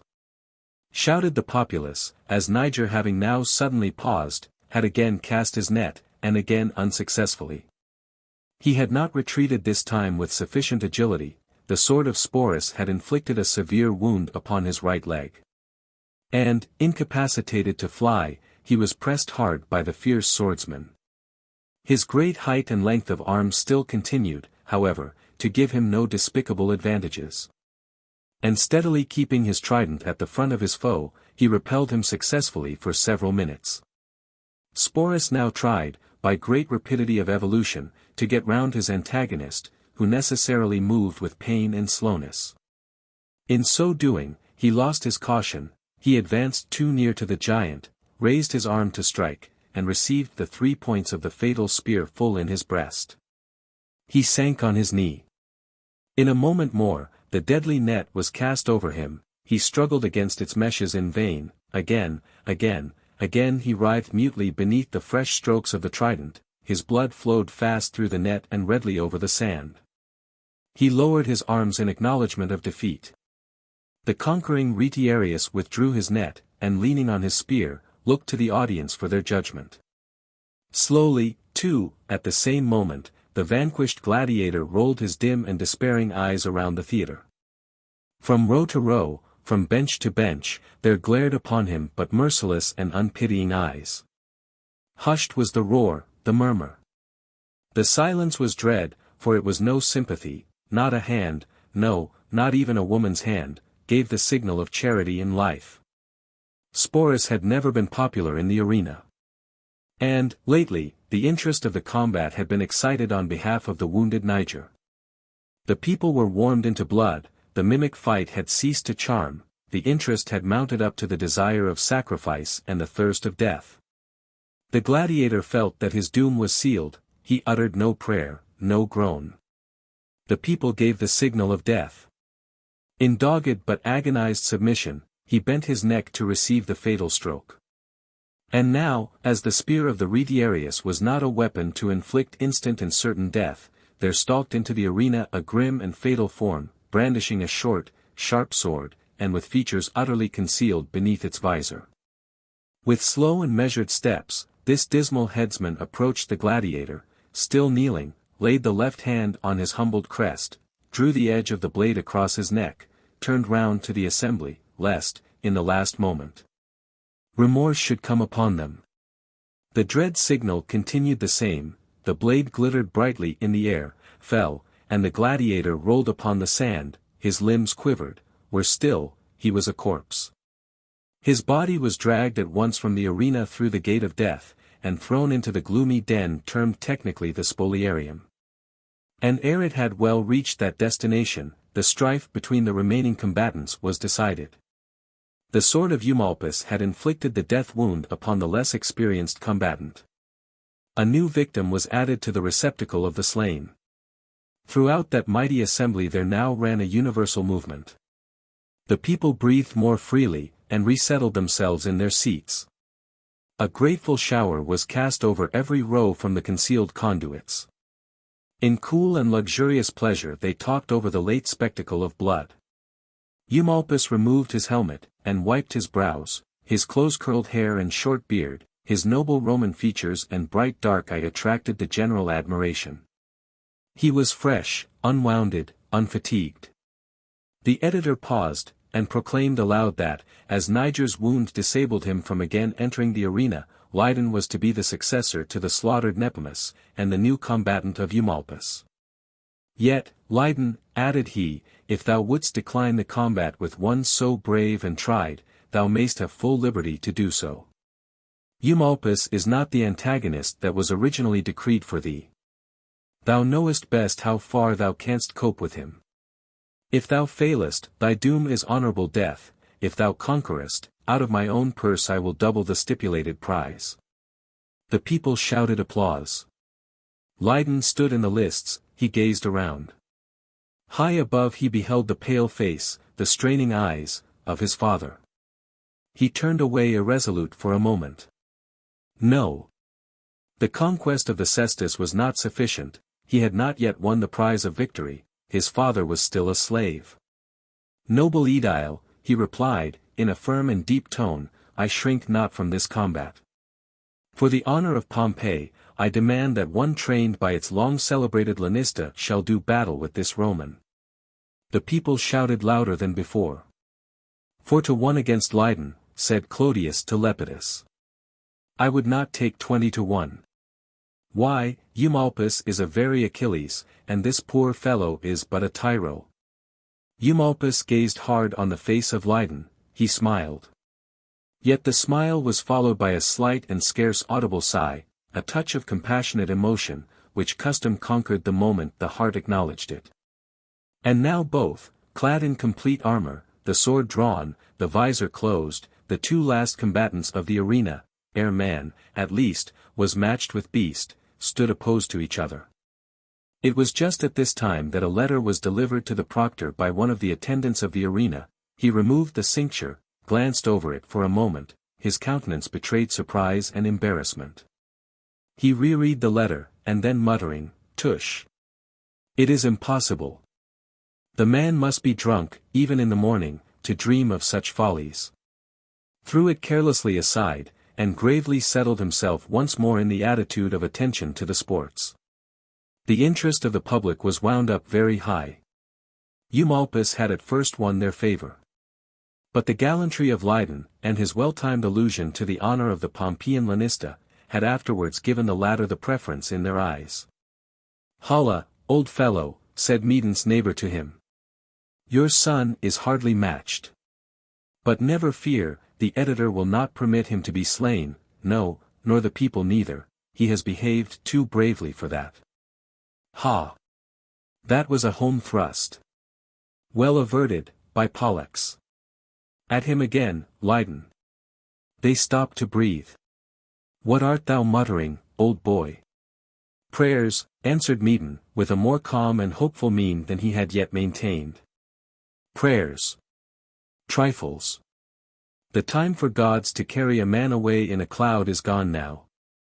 Ha! Jupiter! What a blow! Thy side, thy side. Take care of thy side, Lydon." There was a convulsive tremor throughout the assembly. A fierce blow from Eumolpus, full on the crest, had brought Lydon to his knee. "Habit! He has it," cried a shrill female voice. "He has it." It was the voice of the girl who had so anxiously anticipated the sacrifice of some criminal to the beasts. "Be silent, child," said the wife of Pansa, haughtily. "Non habet. He is not wounded." "I wish he were, if only to spite old surly Medon," muttered the girl. Meanwhile Lydon, who had hitherto defended himself with great skill and valor, began to give way before the vigorous assaults of the practiced Roman.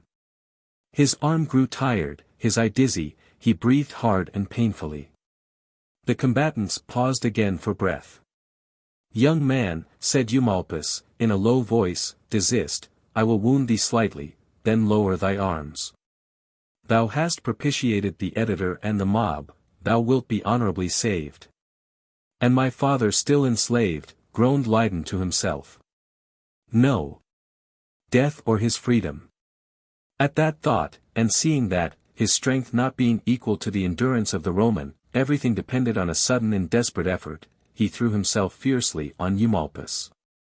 The Roman warily retreated, Lydon thrust again, Eumolpus drew himself aside, the sword grazed his cuirass, Lydon's breast was exposed, the Roman plunged his sword through the joints of the armor, not meaning, however, to inflict a deep wound.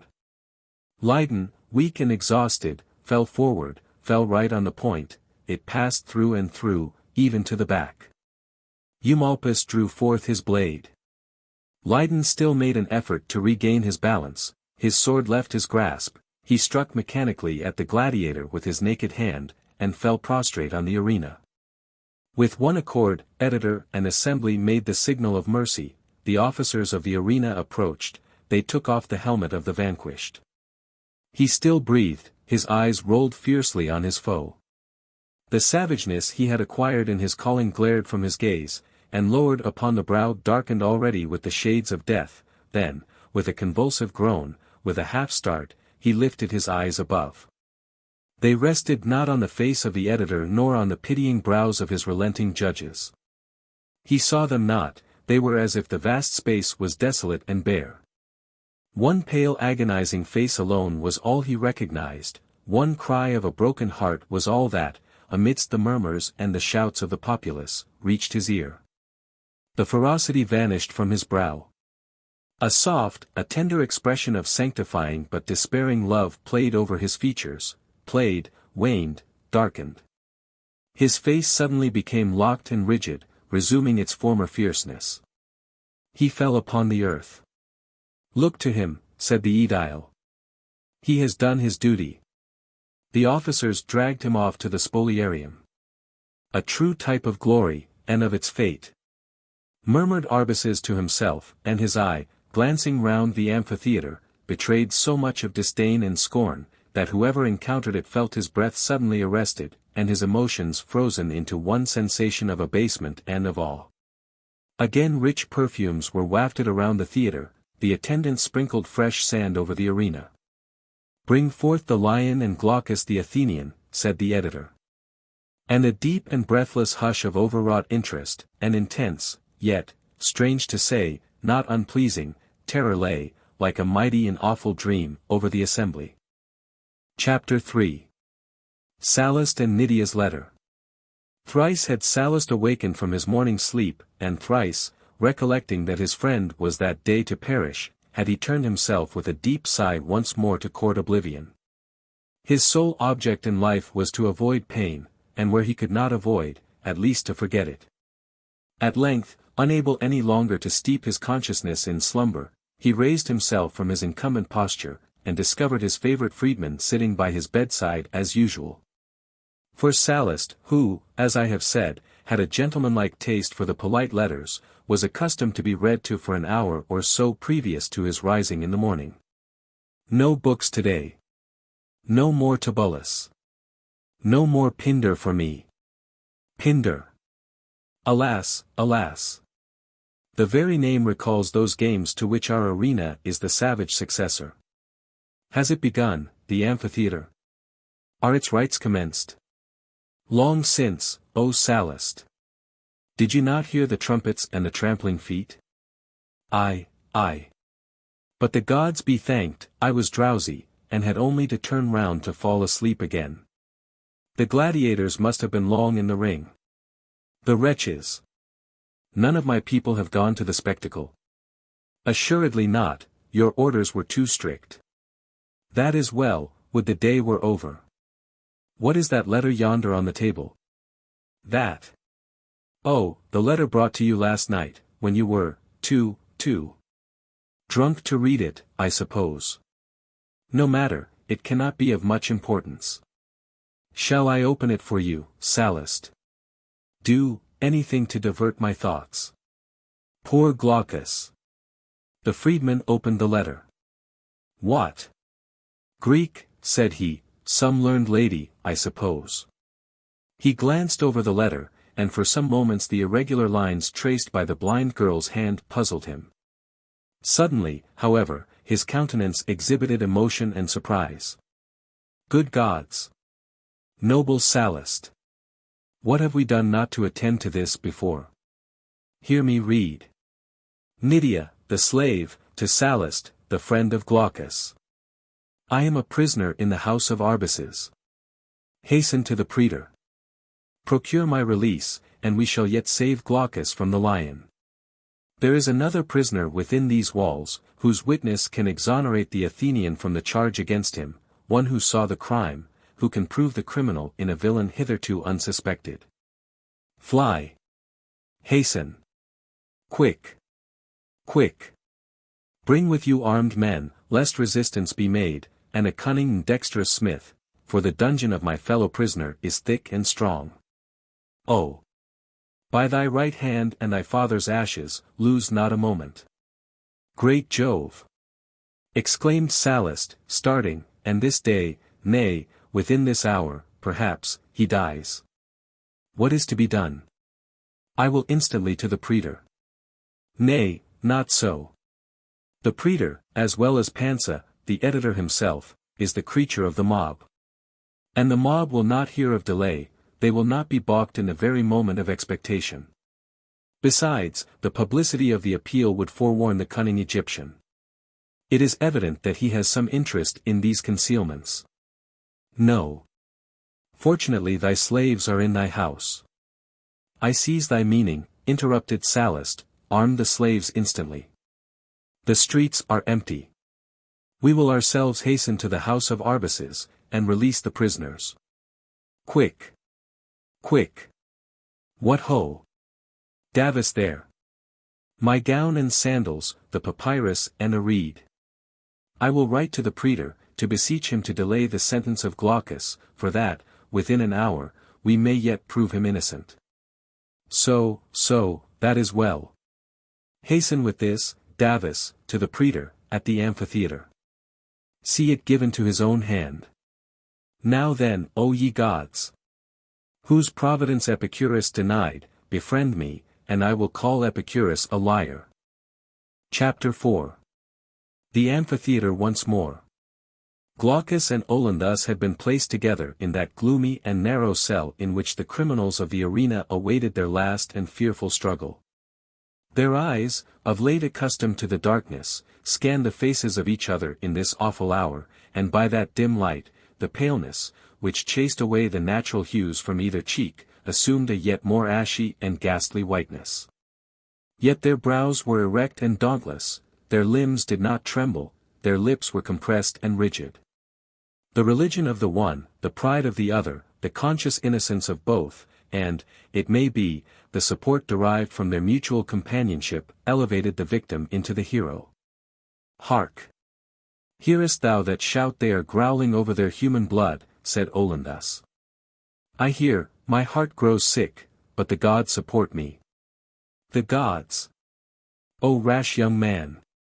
In this hour recognize only the one God. Have I not taught thee in the dungeon, wept for thee, prayed for thee? In my zeal and in my agony, have I not thought more of thy salvation than my own? Brave friend! Answered Glaucus, solemnly, I have listened to thee with awe, with wonder, and with a secret tendency towards conviction.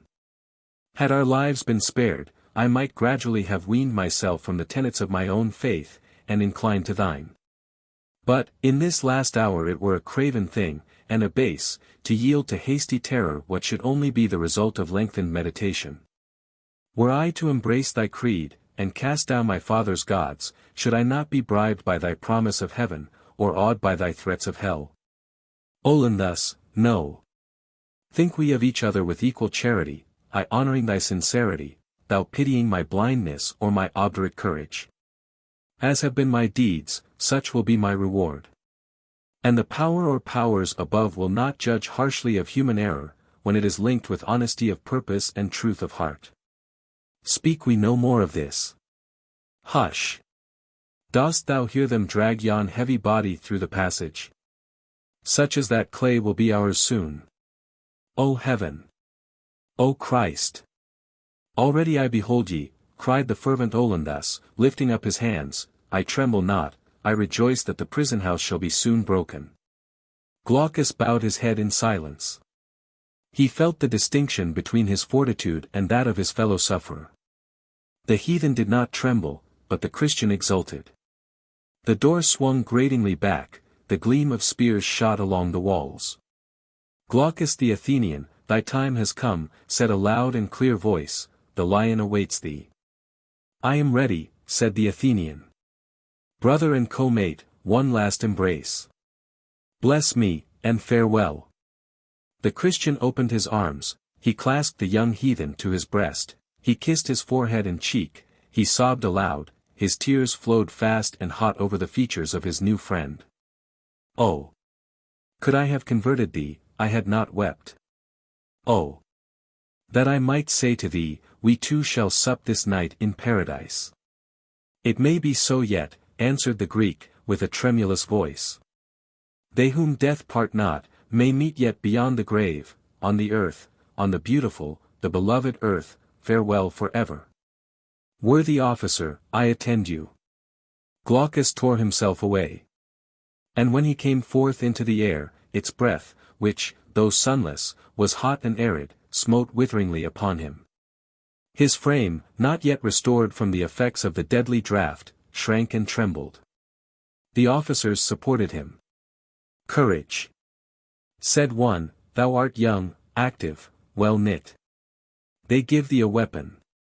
Despair not, and thou mayst yet conquer. Glaucus did not reply. But, ashamed of his infirmity, he made a desperate and convulsive effort, and regained the firmness of his nerves. They anointed his body, completely naked, save by a cincture round the loins, placed the stylus, vain weapon, in his hand, and led him into the arena. And now when the Greek saw the eyes of thousands and tens of thousands upon him, he no longer felt that he was mortal. All evidence of fear, all fear itself, was gone. A red and haughty flush spread over the paleness of his features, he towered aloft to the full of his glorious stature. In the elastic beauty of his limbs and form, in his intent but unfrowning brow, in the high disdain, and in the indomitable soul, which breathed visibly, which spoke audibly, from his attitude, his lip, his eye, he seemed the very incarnation, vivid and corporeal, of the valor of his land, of the divinity of its worship, at once a hero and a god. The murmur of hatred and horror at his crime, which had greeted his entrance, died into the silence of involuntary admiration and half-compassionate respect. And with a quick and convulsive sigh, that seemed to move the whole mass of life as if it were one body, the gaze of the spectators turned from the Athenian to a dark uncouth object in the center of the arena. It was the grated den of the lion. "By Venus, how warm it is," said Fulvia, "yet there is no sun. Would that those stupid sailors could have fastened up that gap in the awning. Oh! It is warm, indeed. I turn sick, I faint," said the wife of Pansa. Even her experienced stoicism giving way at the struggle about to take place. The lion had been kept without food for 24 hours, and the animal had, during the whole morning, testified a singular and restless uneasiness, which the keeper had attributed to the pangs of hunger.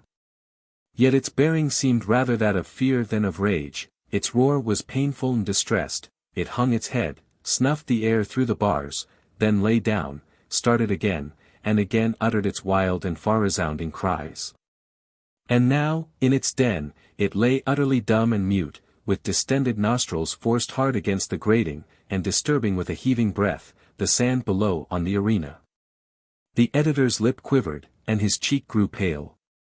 He looked anxiously around, hesitated, delayed, the crowd became impatient.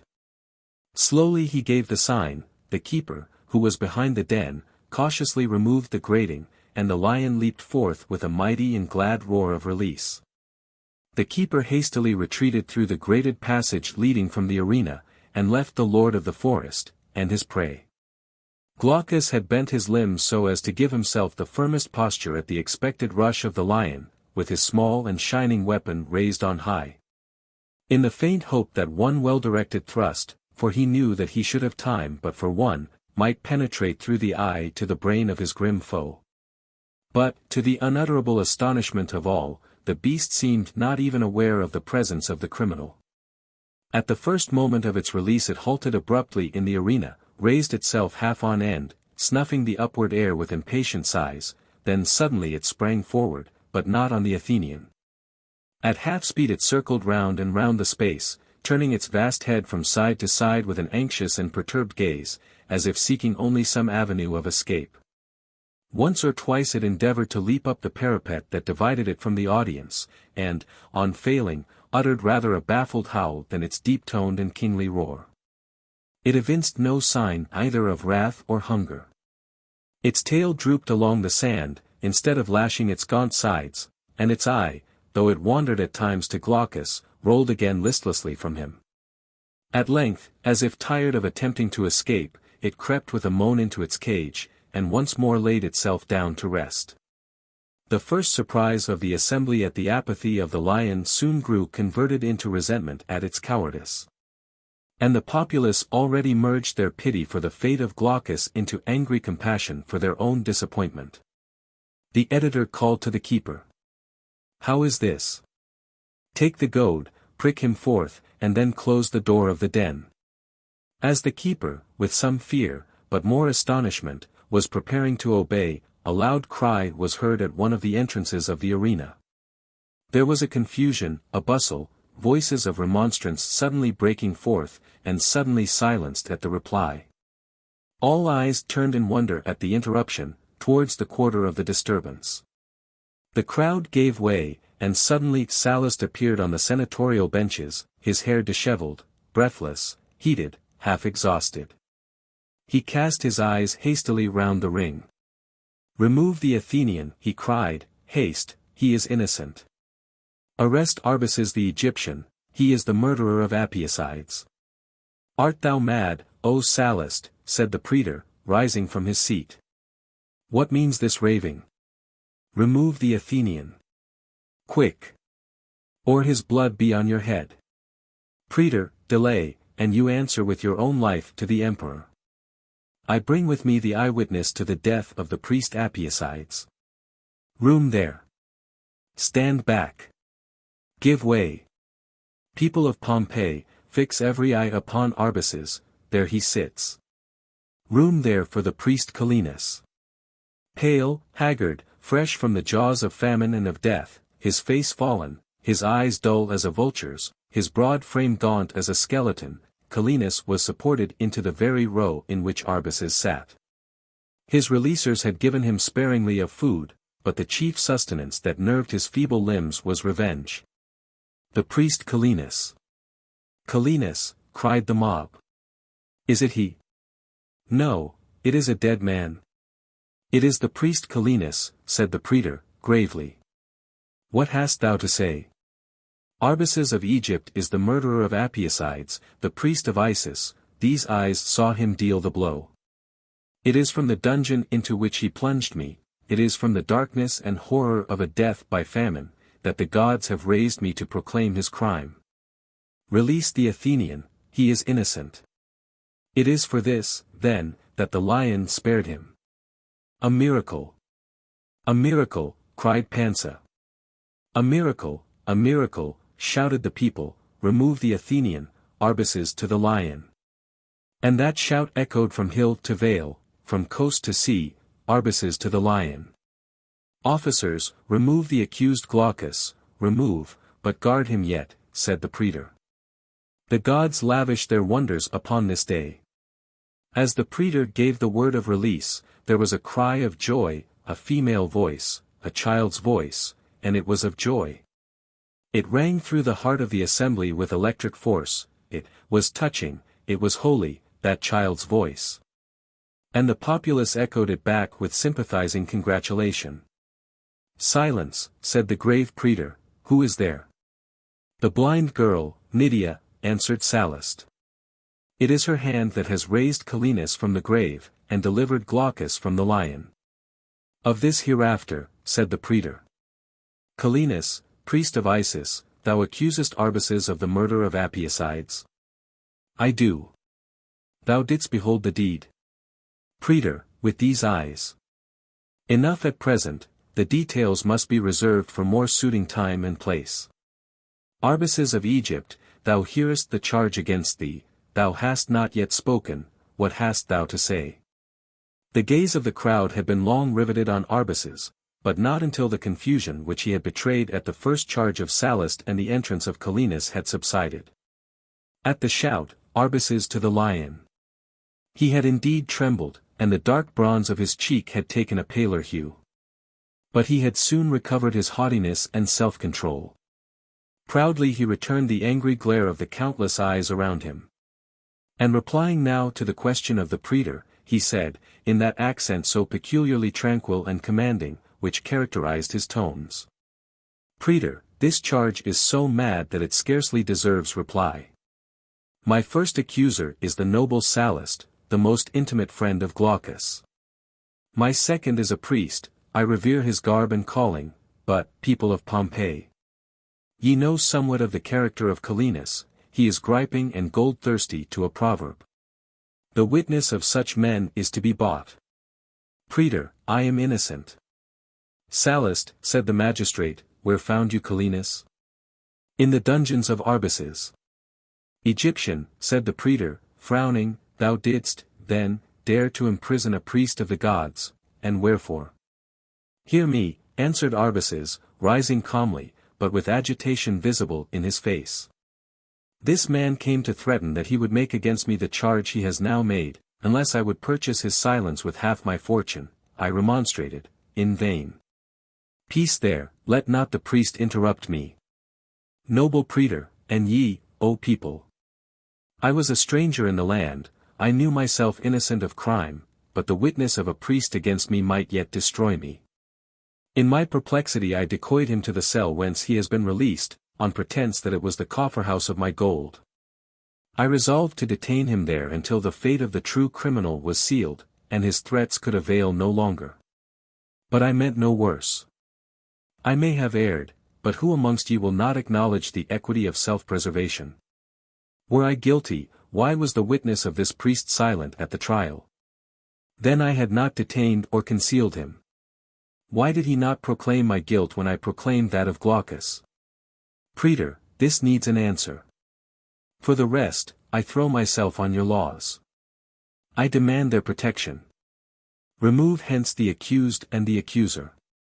I will willingly meet, and cheerfully abide by, the decision of the legitimate tribunal. This is no place for further parley. He says right, said the praetor. Ho! Guards, remove Arbaces, guard Calenus. Sallust, we hold you responsible for your accusation. Let the sports be resumed. What, cried Calenus, turning round to the people, shall Isis be thus contemned? Shall the blood of Amphitheatres yet cry for vengeance? Shall justice be delayed now, that it may be frustrated hereafter? Shall the lion be cheated of his lawful prey? A god! A god! I feel the god rush to my lips. To the lion with Arbaces. His exhausted frame could support no longer the ferocious malice of the priest, he sank on the ground in strong convulsions, the foam gathered to his mouth. He was as a man, indeed, whom a supernatural power had entered. The people saw and shuddered. It is a god that inspires the holy man. To the lion with the Egyptian. With that cry up sprang, unmoved, thousands upon thousands. They rushed from the heights, they poured down in the direction of the Egyptian. In vain did the aedile command, in vain did the praetor lift his voice and proclaim the law. The people had been already rendered savage by the exhibition of blood, they thirsted for more, their superstition was aided by their ferocity.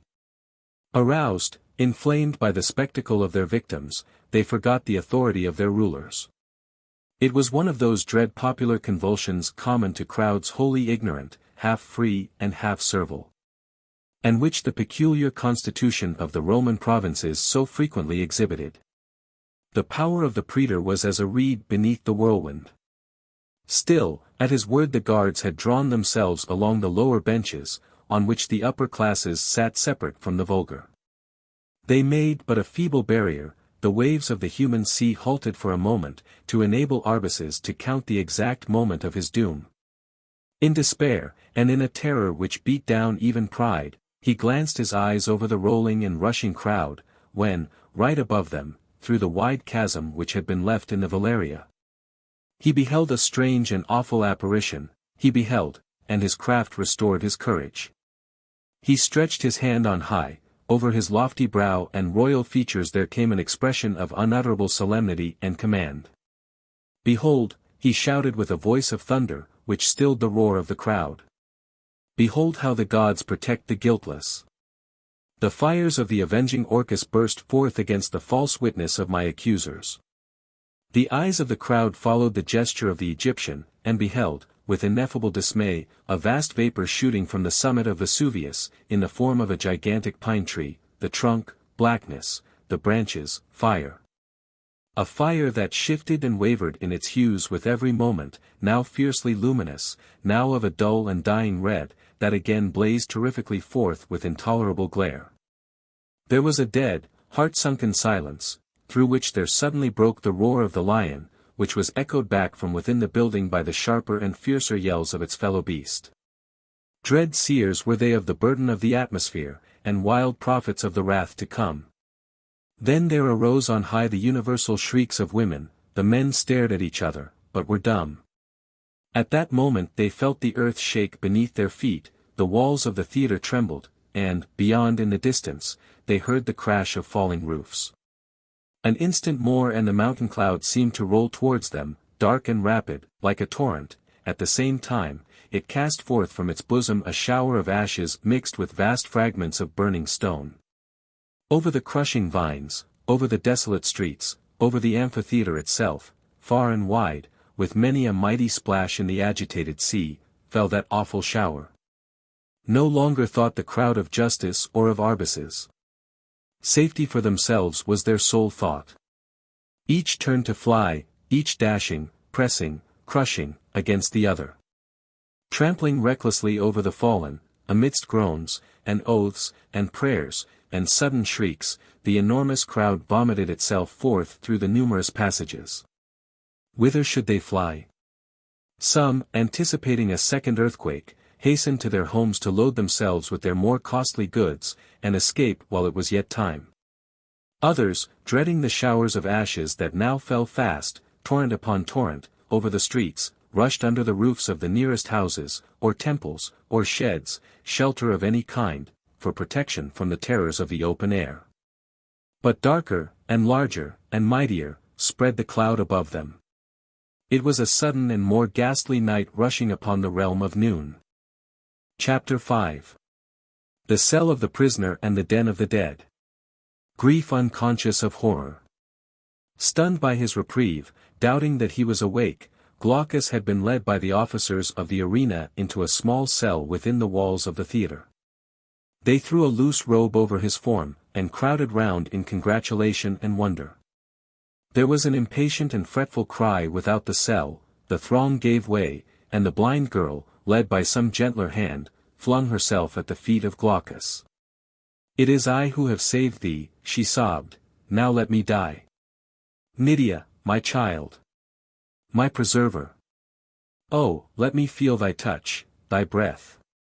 Yes, yes, thou livest. We are not too late. That dread door, methought it would never yield. And Calenus, oh. His voice was as the dying wind among tombs, we had to wait, gods. It seemed hours ere food and wine restored to him something of strength. But thou livest. Thou livest yet. And I have saved thee." This affecting scene was soon interrupted by the event just described. The mountain. The earthquake resounded from side to side. The officers fled with the rest, they left Glaucus and Nydia to save themselves as they might. As the sense of the dangers around them flashed on the Athenian, his generous heart recurred to Olinthus. He, too, was reprieved from the tiger by the hand of the gods, should he be left to a no less fatal death in the neighboring cell.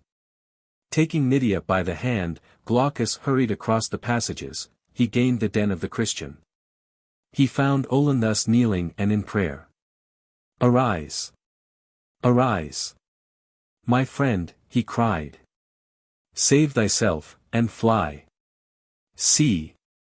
Nature is thy dread deliverer." He led forth the bewildered Christian, and pointed to a cloud which advanced darker and darker, disgorging forth showers of ashes and pumice stones, and bade him hearken to the cries and trampling rush of the scattered crowd. "This is the hand of God, God be praised," said Olinthus, devoutly. "Fly! Seek thy brethren. Concert with them thy escape. Farewell." Olinthus did not answer, neither did he mark the retreating form of his friend. High thoughts and solemn absorbed his soul, and in the enthusiasm of his kindling heart, he exulted in the mercy of God rather than trembled at the evidence of his power. At length he roused himself, and hurried on, he scarce knew whither. The open doors of a dark, desolate cell suddenly appeared on his path, through the gloom within there flared and flickered a single lamp, and by its light he saw 3 grim and naked forms stretched on the earth in death. His feet were suddenly arrested, for, amidst the terror of that drear recess, the spoliarium of the arena, he heard a low voice calling on the name of Christ. He could not resist lingering at that appeal, he entered the den, and his feet were dabbled in the slow streams of blood that gushed from the corpses over the sand. "Who," said the Nazarene, "calls upon the Son of God?" No answer came forth. And turning round, Olinthus beheld, by the light of the lamp, an old grey-headed man sitting on the floor, and supporting in his lap the head of one of the dead. The features of the dead man were firmly and rigidly locked in the last sleep. But over the lip there played a fierce smile, not the Christian smile of hope, but the dark sneer of hatred and defiance. Yet on the face still lingered the beautiful roundness of early youth. The hair curled thick and glossy over the unwrinkled brow, and the down of manhood but slightly shaded the marble of the hueless cheek. And over this face bent one of such unutterable sadness, of such yearning tenderness, of such fond and such deep despair. The tears of the old man fell fast and hot, but he did not feel them. And when his lips moved, and he mechanically uttered the prayer of his benign and hopeful faith, neither his heart nor his sense responded to the words, it was but the involuntary emotion that broke from the lethargy of his mind. His boy was dead, and had died for him. And the old man's heart was broken. "Maiden," said Olinthus, pityingly, "arise, and fly. God is forth upon the wings of the elements. The new Gemara is doomed. Fly, ere the fires consume thee. He was ever so full of life. He cannot be dead. Come hither. Place your hand on his heart. Sure it beats yet. Brother, the soul has fled. We will remember it in our prayers. Thou canst not reanimate the dumb clay. Come, come, hark. While I speak, yon crashing walls. Hark. Yon agonizing cries. Not a moment is to be lost. Come. I hear nothing, said Meaden, shaking his grey hair. The poor boy, his love murdered him. Come. Come. Forgive this friendly force. What? Who could sever the father from the son? And Meaden clasped the body tightly in his embrace, and covered it with passionate kisses. Go, said he, lifting up his face for one moment. Go. We must be alone. Alas! Said the compassionate Nazarene, death hath severed ye already. The old man smiled very calmly. No, no, no, muttered, his voice growing lower with each word, death has been more kind. With that his head drooped on his son's breast, his arms relaxed their grasp. Olin thus caught him by the hand, the pulse had ceased to beat. The last words of the father were the words of truth, death had been more kind. Meanwhile Glaucus and Nydia were pacing swiftly up the perilous and fearful streets. The Athenian had learned from his preserver that Ione was yet in the house of Arbaces. Thither he fled, to release, to save her. The few slaves whom the Egyptian had left at his mansion when he had repaired in long procession to the amphitheatre, had been able to offer no resistance to the armed band of Sallust. And when afterwards the volcano broke forth, they had huddled together, stunned and frightened, in the inmost recesses of the house. Even the tall Ethiopian had forsaken his post at the door. And Glaucus, who left Nydia without, the poor Nydia, jealous once more, even in such an hour, passed on through the vast hall without meeting one from whom to learn the chamber of Ione. Even as he passed, however, the darkness that covered the heavens increased so rapidly that it was with difficulty he could guide his steps. The flower-wreathed columns seemed to reel and tremble. And with every instant he heard the ashes fall cranchingly into the roofless peristyle. He ascended to the upper rooms, breathless he paced along, shouting out aloud the name of Ione. And at length he heard, at the end of a gallery, a voice, her voice, in wondering reply. To rush forward, to shatter the door, to seize Ione in his arms, to hurry from the mansion, seemed to him the work of an instant. Scarce had he gained the spot where Nydia was, than he heard steps advancing towards the house, and recognized the voice of Arbaces, who had returned to seek his wealth and Ione ere he fled from the doomed Pompeii. But so dense was already the reeking atmosphere, that the foes saw not each other, though so near, save that, dimly in the gloom, Glaucus caught the moving outline of the snowy robes of the Egyptian. They hastened onward, those three. Alas! Whither? They now saw not a step before them, the blackness became utter. They were encompassed with doubt and horror. And the death he had escaped seemed to Glaucus only to have changed its form and augmented its victims. Chapter 6 Calenus and Burbo. Diomed and Clodius. The girl of the Amphitheatre and Julia. The sudden catastrophe which had, as it were, riven the very bonds of society, and left prisoner and jailer alike free, had soon rid Calenus of the guards to whose care the praetor had consigned him. And when the darkness and the crowd separated the priest from his attendants, he hastened with trembling steps towards the temple of his goddess. As he crept along, and ere the darkness was complete, he felt himself suddenly caught by the robe, and a voice muttered in his ear. Hist! Calenus! An awful hour! I! By my father's head! Who art thou? Thy face is dim, and thy voice is strange. Not know thy Burbo? Fie! Gods! How the darkness gathers! Ho, ho! By yon terrific mountain, what sudden blazes of lightning! How they dart and quiver! Hades is loosed on earth. Tush! Thou believest not these things, Calenus. Now is the time to make our fortune. Ha! Listen! Thy temple is full of gold and precious mummeries. Let us load ourselves with them, and then hasten to the sea and embark. None will ever ask an account of the doings of this day. Burbo, thou art right. Hush, and follow me into the temple. Who cares now, who sees now, whether thou art a priest or not? Follow, and we will share. In the precincts of the temple were many priests gathered around the altars, praying, weeping, groveling in the dust. Impostors in safety, they were not the less superstitious in danger.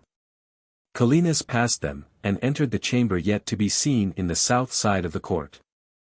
Burbo followed him, the priest struck a light.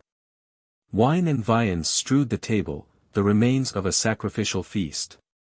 A man who has hungered 48 hours, muttered Calenus, has an appetite even in such a time. He seized on the food, and devoured it greedily. Nothing could perhaps, be more unnaturally horrid than the selfish baseness of these villains. For there is nothing more loathsome than the valor of avarice. Plunder and sacrilege while the pillars of the world totter to and fro.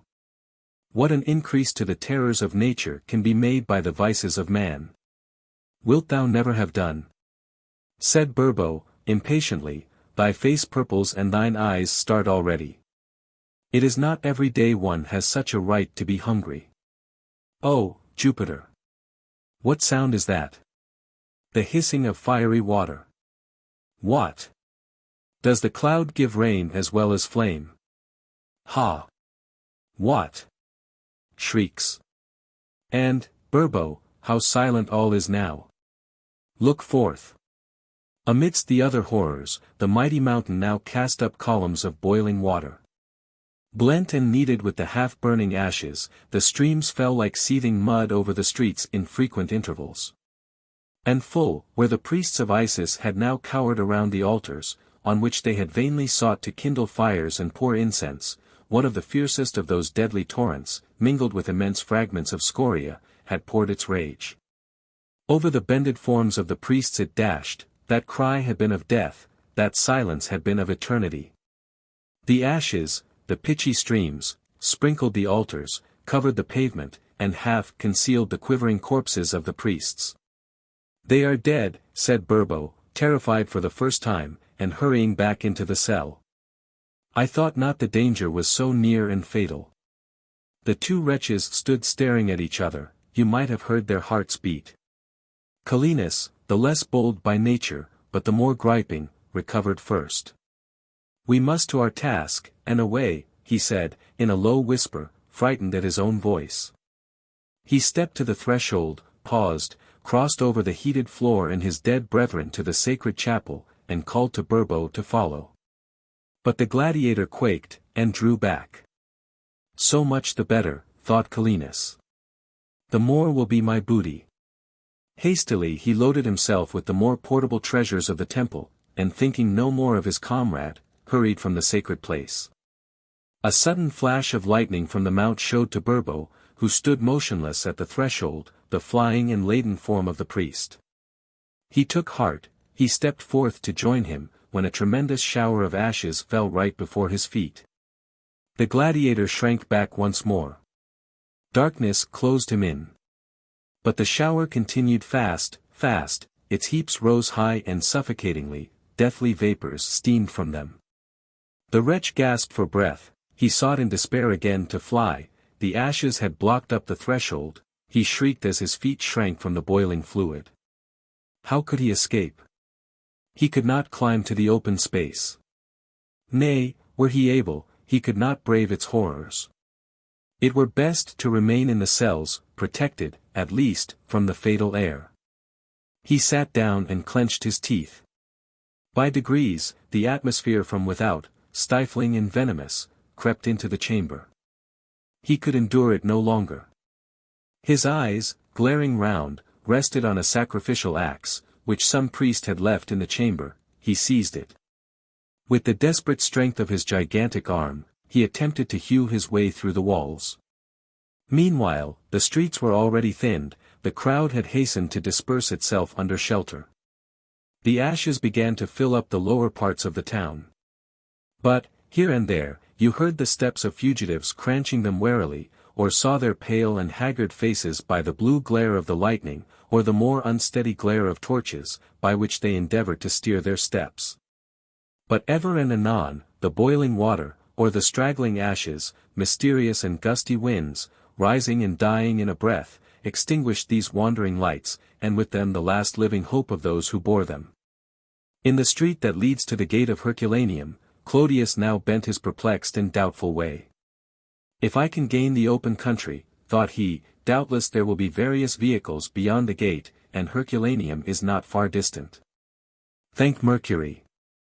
I have little to lose, and that little is about me. Holla!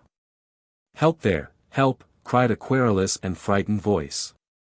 I have fallen down, my torch has gone out, my slaves have deserted me. I am Diamond, the rich Diamond, 10,000 sesterces to him who helps me. At the same moment, Clodius felt himself caught by the feet. Ill fortune to thee, let me go, fool, said the gambler. Oh, help me up. Give me thy hand. There, rise. Is this Clodius? I know the voice. Whither fliest thou? Towards Herculaneum. Blessed be the gods. Our way is the same, then, as far as the gate. Why not take refuge in my villa? Thou knowest the long range of subterranean cellars beneath the basement, that shelter, what shower can penetrate? You speak well, said Clodius musingly. And by storing the cellar with food, we can remain there even some days, should these wondrous storms endure so long. Oh, blessed be he who invented gates to a city, cried Diamond. See! They have placed a light within yon arch, by that let us guide our steps. The air was now still for a few minutes, the lamp from the gate streamed out far and clear, the fugitives hurried on, they gained the gate, they passed by the Roman sentry. The lightning flashed over his livid face and polished helmet, but his stern features were composed even in their awe. He remained erect and motionless at his post. That hour itself had not animated the machine of the ruthless majesty of Rome into the reasoning and self-acting man. There he stood, amidst the crashing elements, he had not received the permission to desert his station and escape. Diamond and his companion hurried on, when suddenly a female form rushed athwart their way. It was the girl whose ominous voice had been raised so often and so gladly in anticipation of the merry show. Oh, Diamond, she cried, shelter. Shelter. See, pointing to an infant clasped to her breast, see this little one. It is mine. The child of shame. I have never owned it till this hour. But now I remember I am a mother. I have plucked it from the cradle of its nurse, she had fled. Who could think of the babe in such an hour, but she who bore it? Save it. Save it. Curses on thy shrill voice. Away, harlot, muttered Clodius between his ground teeth. Nay, girl, said the more humane Diamond, follow if thou wilt. This way, to the vaults. They hurried on, they arrived at the house of Diomede. They laughed aloud as they crossed the threshold, for they deemed the danger over. Diomede ordered his slaves to carry down into the subterranean gallery, before described, a profusion of food and oil for lights. And there Julia, Clodius, the mother and her babe, the greater part of the slaves, and some frightened visitors and clients of the neighborhood, sought their shelter. Chapter 7. The progress of the destruction. The cloud, which had scattered so deep a murkiness over the day, had now settled into a solid and impenetrable mass. It resembled less even the thickest gloom of a night in the open air than the close and blind darkness of some narrow room. But in proportion as the blackness gathered, did the lightnings around Vesuvius increase in their vivid and scorching glare. Nor was their horrible beauty confined to the usual hues of fire, no rainbow ever rivaled their varying and prodigal dyes.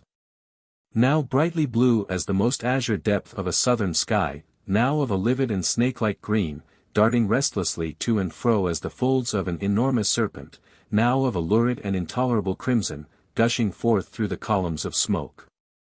Far and wide, and lighting up the whole city from arch to arch, then suddenly dying into a sickly paleness, like the ghost of their own life. In the pauses of the showers, you heard the rumbling of the earth beneath, and the groaning waves of the tortured sea. Or, lower still, and audible but to the watch of intensest fear, the grinding and hissing murmur of the escaping gases through the chasms of the distant mountain. Sometimes the cloud appeared to break from its solid mass, and, by the lightning, to assume quaint and vast mimicries of human or of monster shapes, striding across the gloom, hurtling one upon the other, and vanishing swiftly into the turbulent abyss of shade. So that, to the eyes and fancies of the affrighted wanderers, the unsubstantial vapors were as the bodily forms of gigantic foes, the agents of terror and of death. The ashes in many places were already knee-deep. And the boiling showers which came from the steaming breath of the volcano forced their way into the houses, bearing with them a strong and suffocating vapor. In some places, immense fragments of rock, hurled upon the house roofs, bore down along the streets masses of confused ruin, which yet more and more, with every hour, obstructed the way. And, as the day advanced, the motion of the earth was more sensibly felt, the footing seemed to slide and creep, nor could chariot or litter be kept steady, even on the most level ground. Sometimes the huger stones striking against each other as they fell, broke into countless fragments, emitting sparks of fire, which caught whatever was combustible within their reach. And along the plains beyond the city the darkness was now terribly relieved, for several houses, and even vineyards, had been set on flames, and at various intervals the fires rose suddenly and fiercely against the solid gloom. To add to this partial relief of the darkness, the citizens had, here and there, in the more public places, such as the porticos of temples and the entrances to the forum, endeavored to place rows of torches, but these rarely continued long. The showers and the winds extinguished them, and the sudden darkness into which their sudden birth was converted had something in it doubly terrible and doubly impressing on the impotence of human hopes, the lesson of despair. Frequently, by the momentary light of these torches, parties of fugitives encountered each other, some hurrying towards the sea, others flying from the sea back to the land. For the ocean had retreated rapidly from the shore, and utter darkness lay over it, and upon its groaning and tossing waves the storm of cinders and rock fell without the protection which the streets and roofs afforded to the land. Wild, haggard, ghastly with supernatural fears, these groups encountered each other, but without the leisure to speak, to consult, to advise. For the showers fell now frequently, though not continuously, extinguishing the lights, which showed to each band the death-like faces of the other, and hurrying all to seek refuge beneath the nearest shelter. The whole elements of civilization were broken up. Ever and anon, by the flickering lights, you saw the thief hastening by the most solemn authorities of the law, laden with, and fearfully chuckling over, the produce of his sudden gains.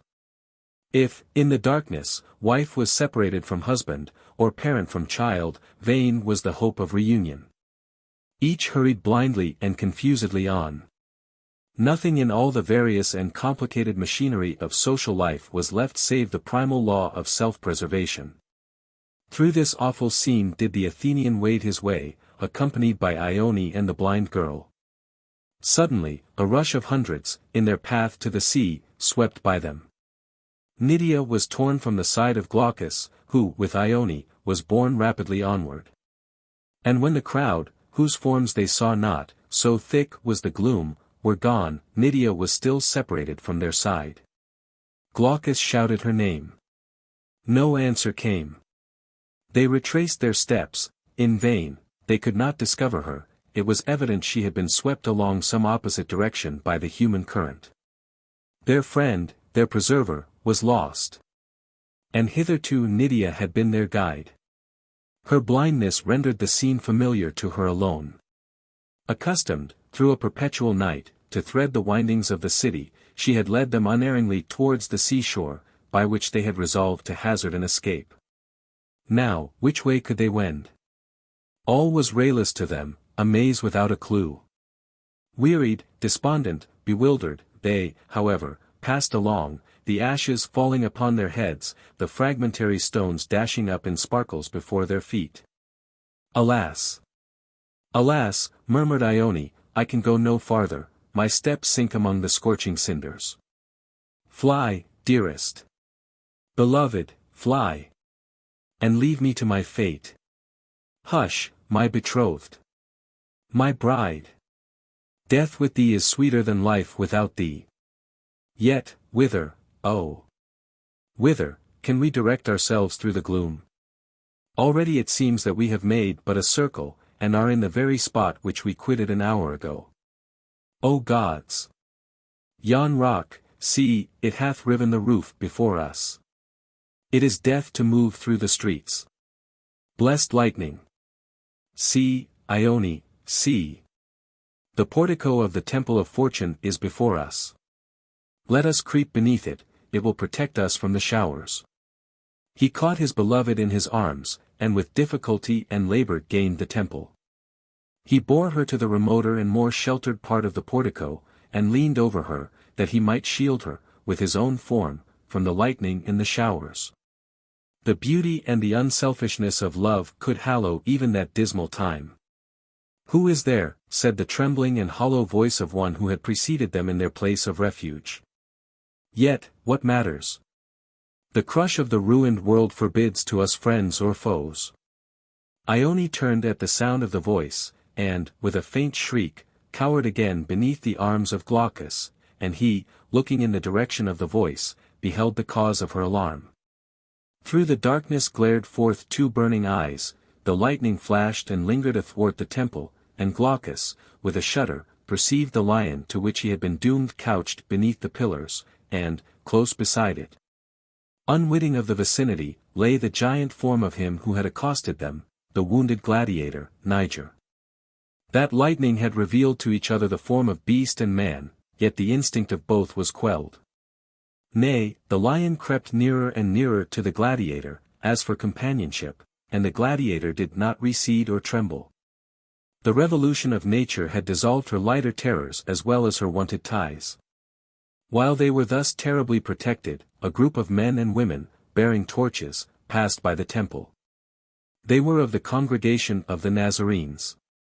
And a sublime and unearthly emotion had not, indeed, quelled their awe, but it had robbed awe of fear.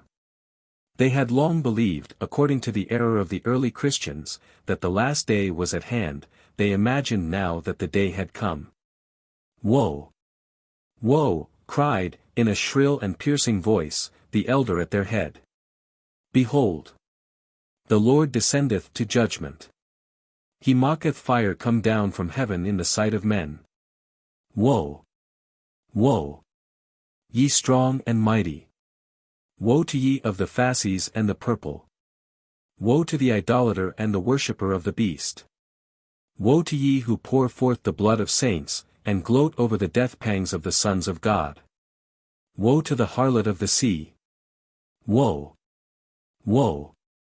And with a loud and deep chorus, the troop chanted forth along the wild horrors of the air, Woe to the harlot of the sea! Woe! Woe!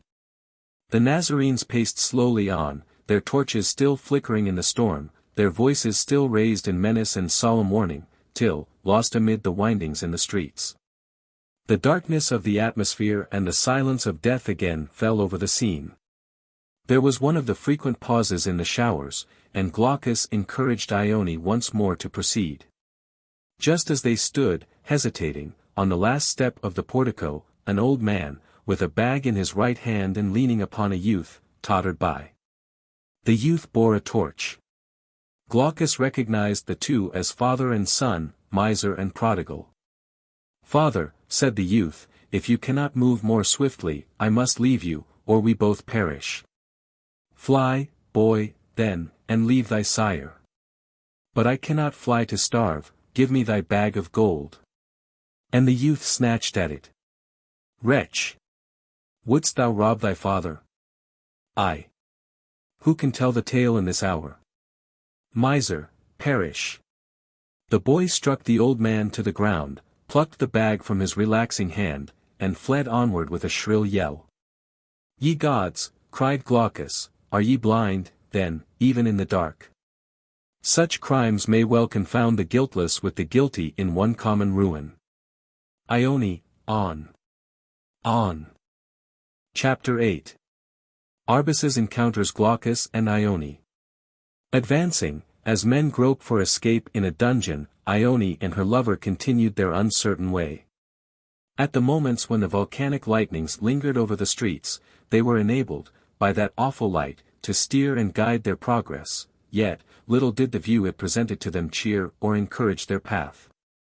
In parts, where the ashes lay dry and uncommixed with the boiling torrents, cast upward from the mountain at capricious intervals, the surface of the earth presented a leprous and ghastly white. In other places, cinder and rock lay matted in heaps, from beneath which emerged the half-hid limbs of some crushed and mangled fugitive. The groans of the dying were broken by wild shrieks of women's terror, now near, now distant, which, when heard in the utter darkness, were rendered doubly appalling by the crushing sense of helplessness and the uncertainty of the perils around. And clear and distinct through all were the mighty and various noises from the fatal mountain, its rushing winds, its whirling torrents, and, from time to time, the burst and roar of some more fiery and fierce explosion. And ever as the winds swept howling along the street, they bore sharp streams of burning dust, and such sickening and poisonous vapors, as took away, for the instant, breath and consciousness, followed by a rapid revulsion of the arrested blood. And a tingling sensation of agony trembling through every nerve and fibre of the frame. "Oh, Glaucus! My beloved! My own! Take me to thy arms. One embrace. Let me feel thy arms around me, and in that embrace let me die, I can no more. For my sake, for my life, courage, yet, sweet Ione, my life is linked with thine, and see, torches, this way. Lo! How they brave the wind! Ha! They live through the storm, doubtless, fugitives to the sea. We will join them."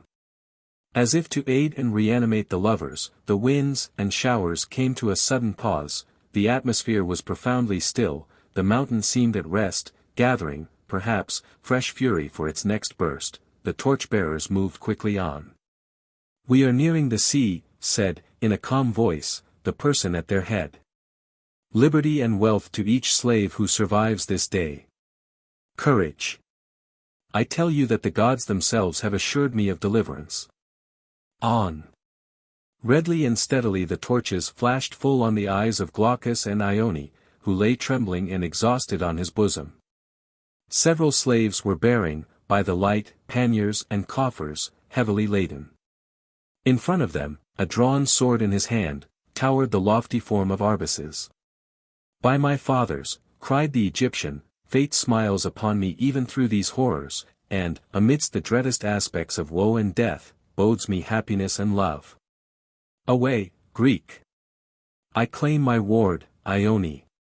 "Traitor and murderer," cried Glaucus, glaring upon his foe, "Nemesis hath guided thee to my revenge. A just sacrifice to the shades of Hades, that now seem loosed on earth. Approach, touch but the hand of Ione, and thy weapon shall be as a reed, I will tear thee limb from limb." Suddenly, as he spoke, the place became lighted with an intense and lurid glow. Bright and gigantic through the darkness, which closed around it like the walls of hell, the mountain shone, a pile of fire. Its summit seemed riven in two. Or rather, above its surface there seemed to rise two monster shapes, each confronting each, as demons contending for a world. These were of one deep blood-red hue of fire, which lighted up the whole atmosphere far and wide. But, below, the nether part of the mountain was still dark and shrouded, save in three places, adown which flowed, serpentine and irregular, rivers of the molten lava. Darkly red through the profound gloom of their banks, they flowed slowly on, as towards the devoted city. Over the broadest there seemed to spring a cragged and stupendous arch, from which, as from the jaws of hell, gushed the sources of the sudden phlegethon. And through the stilled air was heard the rattling of the fragments of rock, hurtling one upon another as they were borne down the fiery cataracts, darkening, for one instant, the spot where they fell, and suffused the next. In the burnished hues of the flood along which they floated, the slaves shrieked aloud, and, cowering, hid their faces. The Egyptian himself stood transfixed to the spot, the glow lighting up his commanding features and jeweled robes. High behind him rose a tall column that supported the bronze statue of Augustus, and the imperial image seemed changed to a shape of fire. With his left hand circled round the form of Ione, with his right arm raised in menace, and grasping the stylus which was to have been his weapon in the arena, and which he still fortunately bore about him, with his brow knit, his lips apart. The wrath and menace of human passions arrested as by a charm, upon his features, Glaucus fronted the Egyptian.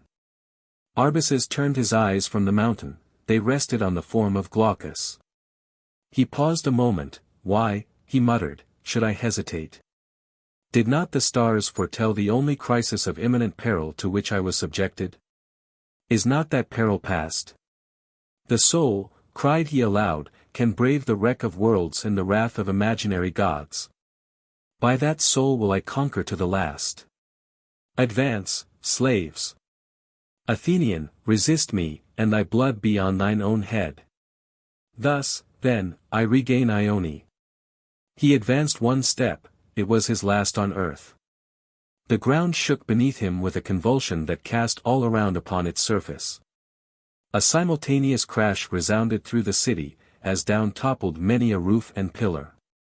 The lightning, as if caught by the metal, lingered an instant on the imperial statue, then shivered bronze and column. Down fell the ruin, echoing along the street, and riving the solid pavement where it crashed. The prophecy of the stars was fulfilled. The sound, the shock, stunned the Athenian for several moments. When he recovered, the light still illuminated the scene, the earth still slid and trembled beneath. Ione lay senseless on the ground. But he saw her not yet, his eyes were fixed upon a ghastly face that seemed to emerge, without limbs or trunk, from the huge fragments of the shattered column, a face of unutterable pain, agony, and despair. The eyes shut and opened rapidly, as if sense were not yet fled, the lips quivered and grinned, then sudden stillness and darkness fell over the features, yet retaining that aspect of horror never to be forgotten. So perished the wise magician, the great Arbaces, the Hermes of the burning belt, the last of the royalty of Egypt. Chapter 9. The despair of the lovers. The condition of the multitude. Glaucus turned in gratitude but in awe, caught Ione once more in his arms, and fled along the street, that was yet intensely luminous. But suddenly a duller shade fell over the air. Instinctively he turned to the mountain, and beheld. One of the two gigantic crests, into which the summit had been divided, rocked and wavered to and fro. And then, with a sound, the mightiness of which no language can describe, it fell from its burning base, and rushed, an avalanche of fire, down the sides of the mountain. At the same instant gushed forth a volume of blackest smoke, rolling on, over air, sea, and earth. Another, and another, and another shower of ashes, far more profuse than before, scattered fresh desolation along the streets. Darkness once more wrapped them as a veil, and Glaucus, his bold heart at last quelled and despairing, sank beneath the cover of an arch, and, clasping Ione to his heart, a bride on that couch of ruin, resigned himself to die. Meanwhile Nydia, when separated by the throng from Glaucus and Ione, had in vain endeavored to regain them. In vain she raised that plaintive cry so peculiar to the blind, it was lost amidst 1,000 shrieks of more selfish terror. Again and again she returned to the spot where they had been divided, to find her companions gone, to seize every fugitive, to inquire of Glaucus, to be dashed aside in the impatience of distraction. Who in that hour spared one thought to his neighbor? Perhaps in scenes of universal horror, nothing is more horrid than the unnatural selfishness they engender. At length it occurred to Nydia, that as it had been resolved to seek the seashore for escape, her most probable chance of rejoining her companions would be to persevere in that direction. Guiding her steps, then, by the staff which she always carried, she continued, with incredible dexterity, to avoid the masses of ruin that encumbered the path, to thread the streets, and unerringly, so blessed now was that accustomed darkness, so afflicting in ordinary life, to take the nearest direction to the seaside. Poor girl! Her courage was beautiful to behold. And fate seemed to favor one so helpless.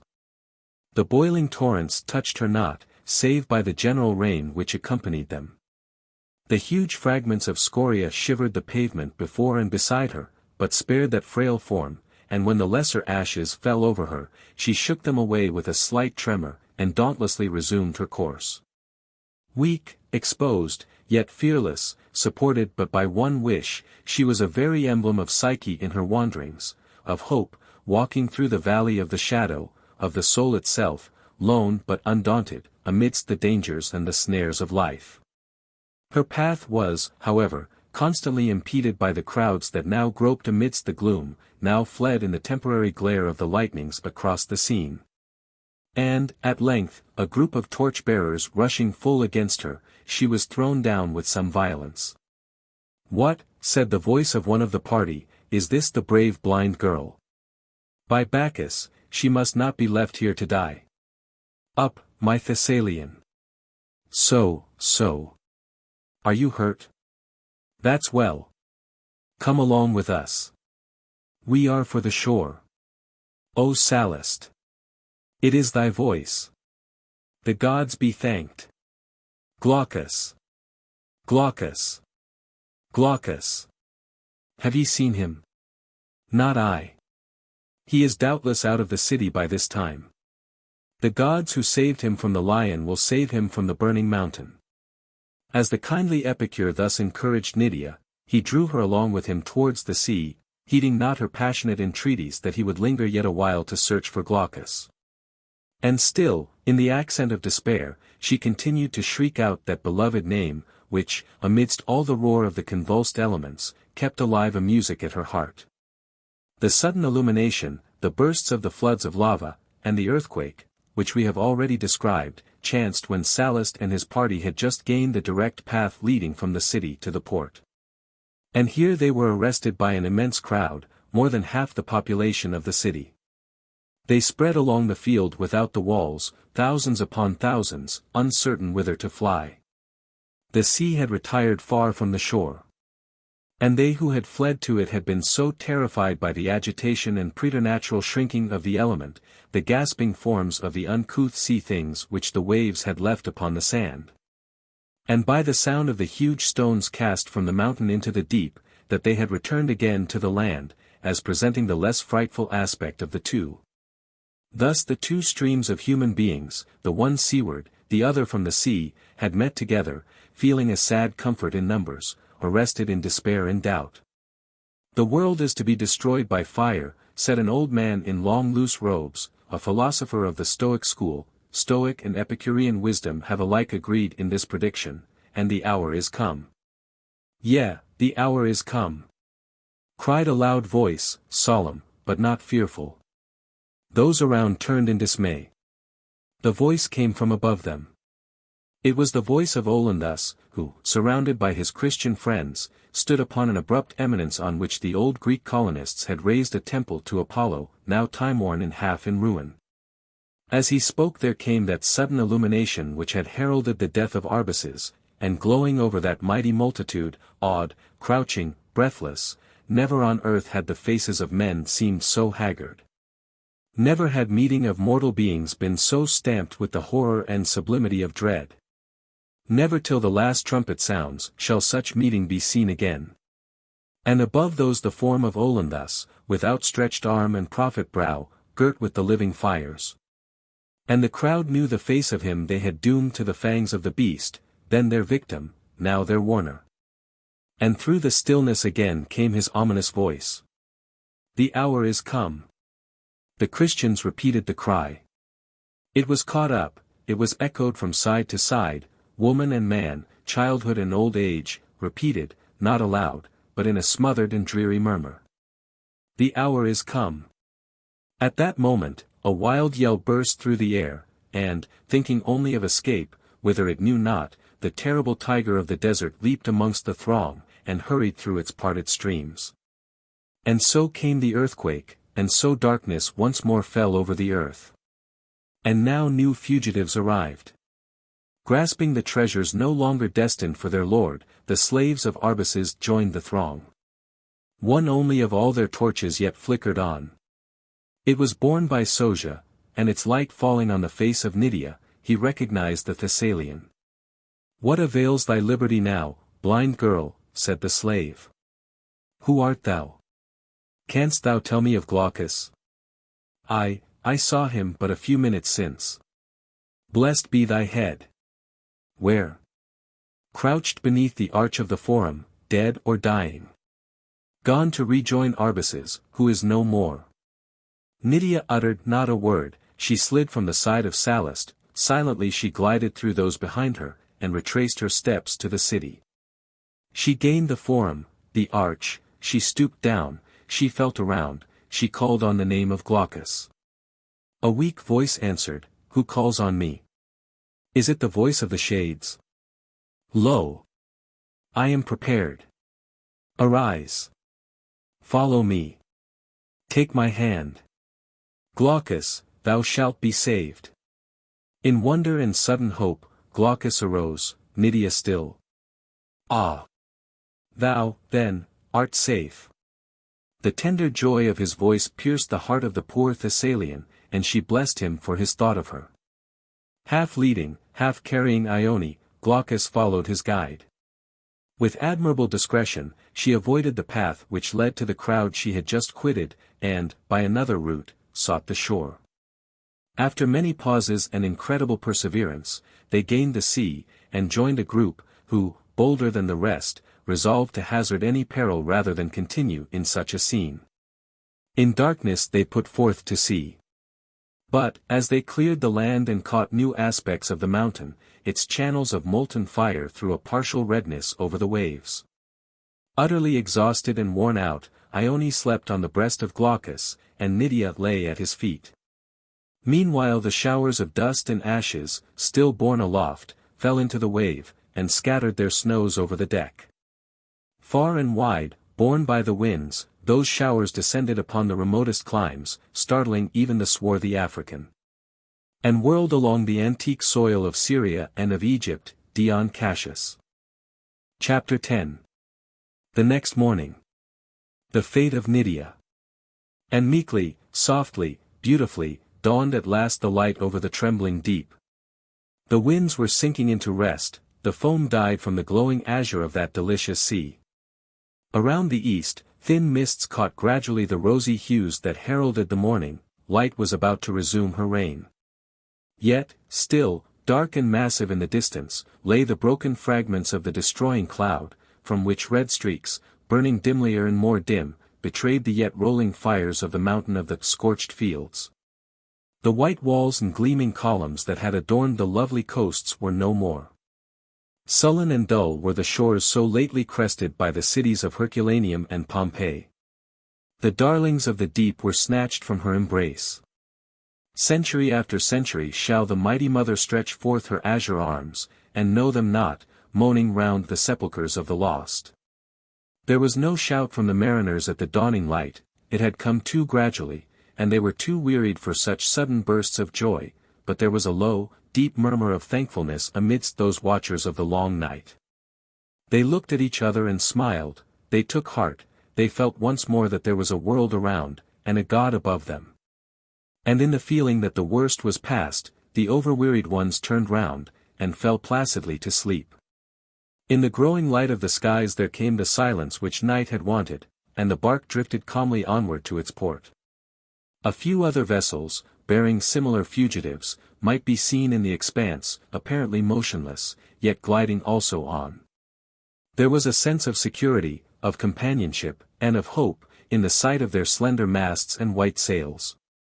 What beloved friends, lost and missed in the gloom, might they not bear to safety and to shelter? In the silence of the general sleep, Nydia rose gently. She bent over the face of Glaucus, she inhaled the deep breath of his heavy slumber, timidly and sadly she kissed his brow, his lips, she felt for his hand, it was locked in that of Ione, she sighed deeply, and her face darkened. Again she kissed his brow, and with her hair wiped from it the damps of night. "May the gods bless you, Athenian," she murmured, "may you be happy with your beloved one. May you sometimes remember Nydia. Alas! She is of no further use on earth." With these words she turned away. Slowly she crept along by the fori, or platforms, to the farther side of the vessel, and, pausing, bent low over the deep, the cool spray dashed upward on her feverish brow. "It is the kiss of death," she said, "it is welcome." The balmy air played through her waving tresses, she put them from her face, and raised those eyes, so tender, though so lightless, to the sky, whose soft face she had never seen. "No, no," she said, half aloud, and in a musing and thoughtful tone, "I cannot endure it, this jealous, exacting love, it shatters my whole soul in madness. I might harm him again, wretch that I was. I have saved him, twice saved him, happy, happy thought, why not die happy? It is the last glad thought I can ever know. Oh! Sacred sea! I hear thy voice invitingly, it hath a freshening and joyous call. They say that in thy embrace is dishonor, that thy victims cross not the fatal Styx, be it so. I would not meet him in the shades, for I should meet him still with her. Rest, rest, rest. There is no other Elysium for a heart like mine." A sailor, half dozing on the deck, heard a slight splash on the waters. Drowsily he looked up, and behind, as the vessel merrily bounded on, he fancied he saw something white above the waves, but it vanished in an instant. He turned round again, and dreamed of his home and children. When the lovers awoke, their first thought was of each other, their next of Nydia. She was not to be found, none had seen her since the night. Every crevice of the vessel was searched, there was no trace of her. Mysterious from first to last, the blind Thessalian had vanished forever from the living world. They guessed her fate in silence, and Glaucus and Ione, while they drew nearer to each other, feeling each other the world itself, forgot their deliverance, and wept as for a departed sister. Chapter the last. Wherein all things cease. Letter from Glaucus to Sallust, 10 years after the destruction of Pompeii. Athens. Glaucus to his beloved Sallust, greeting and health. You request me to visit you at Rome, no, Sallust, come rather to me at Athens. I have forsworn the imperial city, its mighty tumult and hollow joys. In my own land henceforth I dwell forever. The ghost of our departed greatness is dearer to me than the gaudy life of your loud prosperity. There is a charm to me which no other spot can supply, in the porticos hallowed still by holy and venerable shades. In the olive groves of Ilyssus I still hear the voice of poetry, on the heights of Philae, the clouds of twilight seem yet the shrouds of departed freedom, the heralds, of the morrow that shall come. You smile at my enthusiasm, Sallust. Better be hopeful in chains than resigned to their glitter. You tell me you are sure that I cannot enjoy life in these melancholy haunts of a fallen majesty. You dwell with rapture on the Roman splendors, and the luxuries of the imperial court. My Sallust, non sum qualis eram, I am not what I was. The events of my life have sobered the bounding blood of my youth. My health has never quite recovered its wonted elasticity ere it felt the pangs of disease, and languished in the damps of a criminal's dungeon. My mind has never shaken off the dark shadow of the last day of Pompeii, the horror and the desolation of that awful ruin. Our beloved, our remembered Nydia.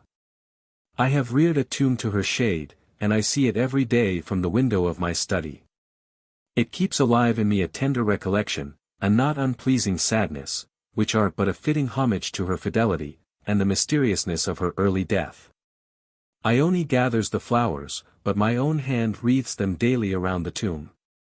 She was worthy of a tomb in Athens. You speak of the growing sect of the Christians in Rome. Sallust, to you I may confide my secret, I have pondered much over that faith, I have adopted it. After the destruction of Pompeii, I met once more with Olinthus, saved, alas, only for a day, and falling afterwards a martyr to the indomitable energy of his zeal. In my preservation from the lion and the earthquake he taught me to behold the hand of the unknown God. I listened, believed, adored. My own, my more than ever beloved Ione, has also embraced the creed. A creed, Sallust, which, shedding light over this world, gathers its concentrated glory, like a sunset, over the next. We know that we are united in the soul, as in the flesh, forever and forever. Ages may roll on, our very dust be dissolved, the earth shriveled like a scroll, but round and round the circle of eternity rolls the wheel of life, imperishable, unceasing. And as the earth from the sun, so immortality drinks happiness from virtue, which is the smile upon the face of God. Visit me, then, Sallust, bring with you the learned scrolls of Epicurus, Pythagoras, Diogenes, arm yourself for defeat. And let us, amidst the groves of Academus, dispute, under a surer guide than any granted to our fathers, on the mighty problem of the true ends of life and the nature of the soul. Ione, at that name my heart yet beats. Ione is by my side as I write, I lift my eyes, and meet her smile. The sunlight quivers over Hymettus, and along my garden I hear the hum of the summer bees. Am I happy, ask you? Oh, what can Rome give me equal to what I possess at Athens? Here, everything awakens the soul and inspires the affections, the trees, the waters, the hills, the skies, are those of Athens. Fair, though morning mother of the poetry and the wisdom of the world. In my hall I see the marble faces of my ancestors. In the Ceramicus, I survey their tombs. In the streets, I behold the hand of Phidias and the soul of Pericles. Harmodius, Aristogiton, they are everywhere, but in our hearts. In mine, at least, they shall not perish. If anything can make me forget that I am an Athenian and not free, it is partly the soothing, the love, watchful, vivid, sleepless, of Ione, a love that has taken a new sentiment in our new creed, a love which none of our poets, beautiful though they be, had shadowed forth in description. For mingled with religion, it partakes of religion, it is blended with pure and unworldly thoughts, it is that which we may hope to carry through eternity, and keep, therefore, white and unsullied, that we may not blush to confess it to our God. This is the true type of the dark fable of our Grecian Eros and Psyche, it is, in truth, the soul asleep in the arms of love. And if this, our love, support me partly against the fever of the desire for freedom, my religion supports me more. For whenever I would grasp the sword and sound the shell, and rush to a new marathon, but marathon without victory, I feel my despair at the chilling thought of my country's impotence, the crushing weight of the Roman yoke, comforted, at least, by the thought that earth is but the beginning of life, that the glory of a few years matters little in the vast space of eternity, that there is no perfect freedom till the chains of clay fall from the soul, and all space, all time, become its heritage and domain. Yet, Sallust, some mixture of the soft Greek blood still mingles with my faith. I can share not the zeal of those who see crime and eternal wrath in men who cannot believe as they. I shudder not at the creed of others. I dare not curse them, I pray the Great Father to convert. This lukewarmness exposes me to some suspicion amongst the Christians, but I forgive it. And, not offending openly the prejudices of the crowd, I am thus enabled to protect my brethren from the danger of the law, and the consequences of their own zeal. If moderation seem to me the natural creature of benevolence, it gives, also, the greatest scope to beneficence. Such, then, O Sallust, is my life, such my opinions. In this manner I greet existence and await death.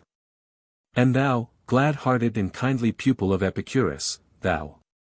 But come hither, and see what enjoyments, what hopes are ours, and not the splendor of imperial banquets, nor the shouts of the crowded circus, nor the noisy forum, nor the glittering theatre, nor the luxuriant gardens, nor the voluptuous baths of Rome, shall seem to thee to constitute a life of more vivid and uninterrupted happiness than that which thou so unreasonably pitiest as the career of Glaucus the Athenian. Farewell. Nearly 17 centuries had rolled away when the city of Pompeii was disinterred from its silent tomb, all vivid with undimmed hues. Its walls fresh as if painted yesterday, not a hue faded on the rich mosaic of its floors, in its forum the half-finished columns as left by the workman's hand, in its gardens the sacrificial tripod, in its halls the chest of treasure, in its baths the strigil, in its theatres the counter of admission, in its saloons the furniture and the lamp, in its triclinia the fragments of the last feast, in its cubicula the perfumes and the rouge of faded beauty, and everywhere the bones and skeletons of those who once moved the springs of that minute yet gorgeous machine of luxury and of life. In the house of Diomede, in the subterranean vaults, 20 skeletons, one of a babe, were discovered in one spot by the door, covered by a fine ashen dust, that had evidently been wafted slowly through the apertures, until it had filled the whole space. There were jewels and coins, candelabra for unavailing light, and wine hardened in the amphorae for a prolongation of agonized life. The sand, consolidated by damps, had taken the forms of the skeletons as in a cast. And the traveller may yet see the impression of a female neck and bosom of young and round proportions, the trace of the faded Julia. It seems to the inquirer as if the air had been gradually changed into a sulphureous vapor.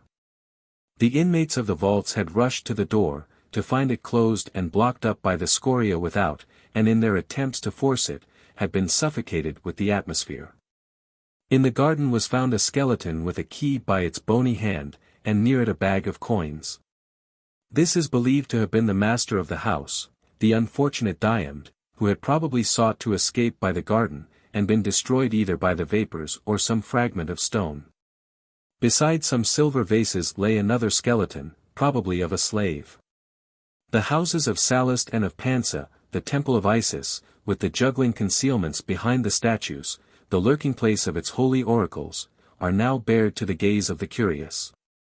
In one of the chambers of that temple was found a huge skeleton with an axe beside it. 2 walls had been pierced by the axe, the victim could penetrate no farther. In the midst of the city was found another skeleton, by the side of which was a heap of coins, and many of the mystic ornaments of the fane of Isis.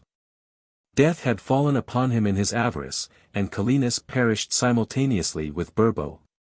As the excavators cleared on through the mass of ruin, they found the skeleton of a man literally severed in 2 by a prostrate column. The skull was of so striking a conformation, so boldly marked in its intellectual as well as its worse physical developments, that it has excited the constant speculation of every itinerant believer in the theories of Spurzheim who has gazed upon that ruined palace of the mind. Still, after the lapse of ages, the traveller may survey that airy hall within whose cunning galleries and elaborate chambers once thought, reasoned, dreamed, and sinned, the soul of Arbaces the Egyptian. Viewing the various witnesses of a social system which has passed from the world forever, a stranger, from that remote and barbarian isle which the imperial Roman shivered when he named, paused amidst the delights of the soft Campania and composed this history.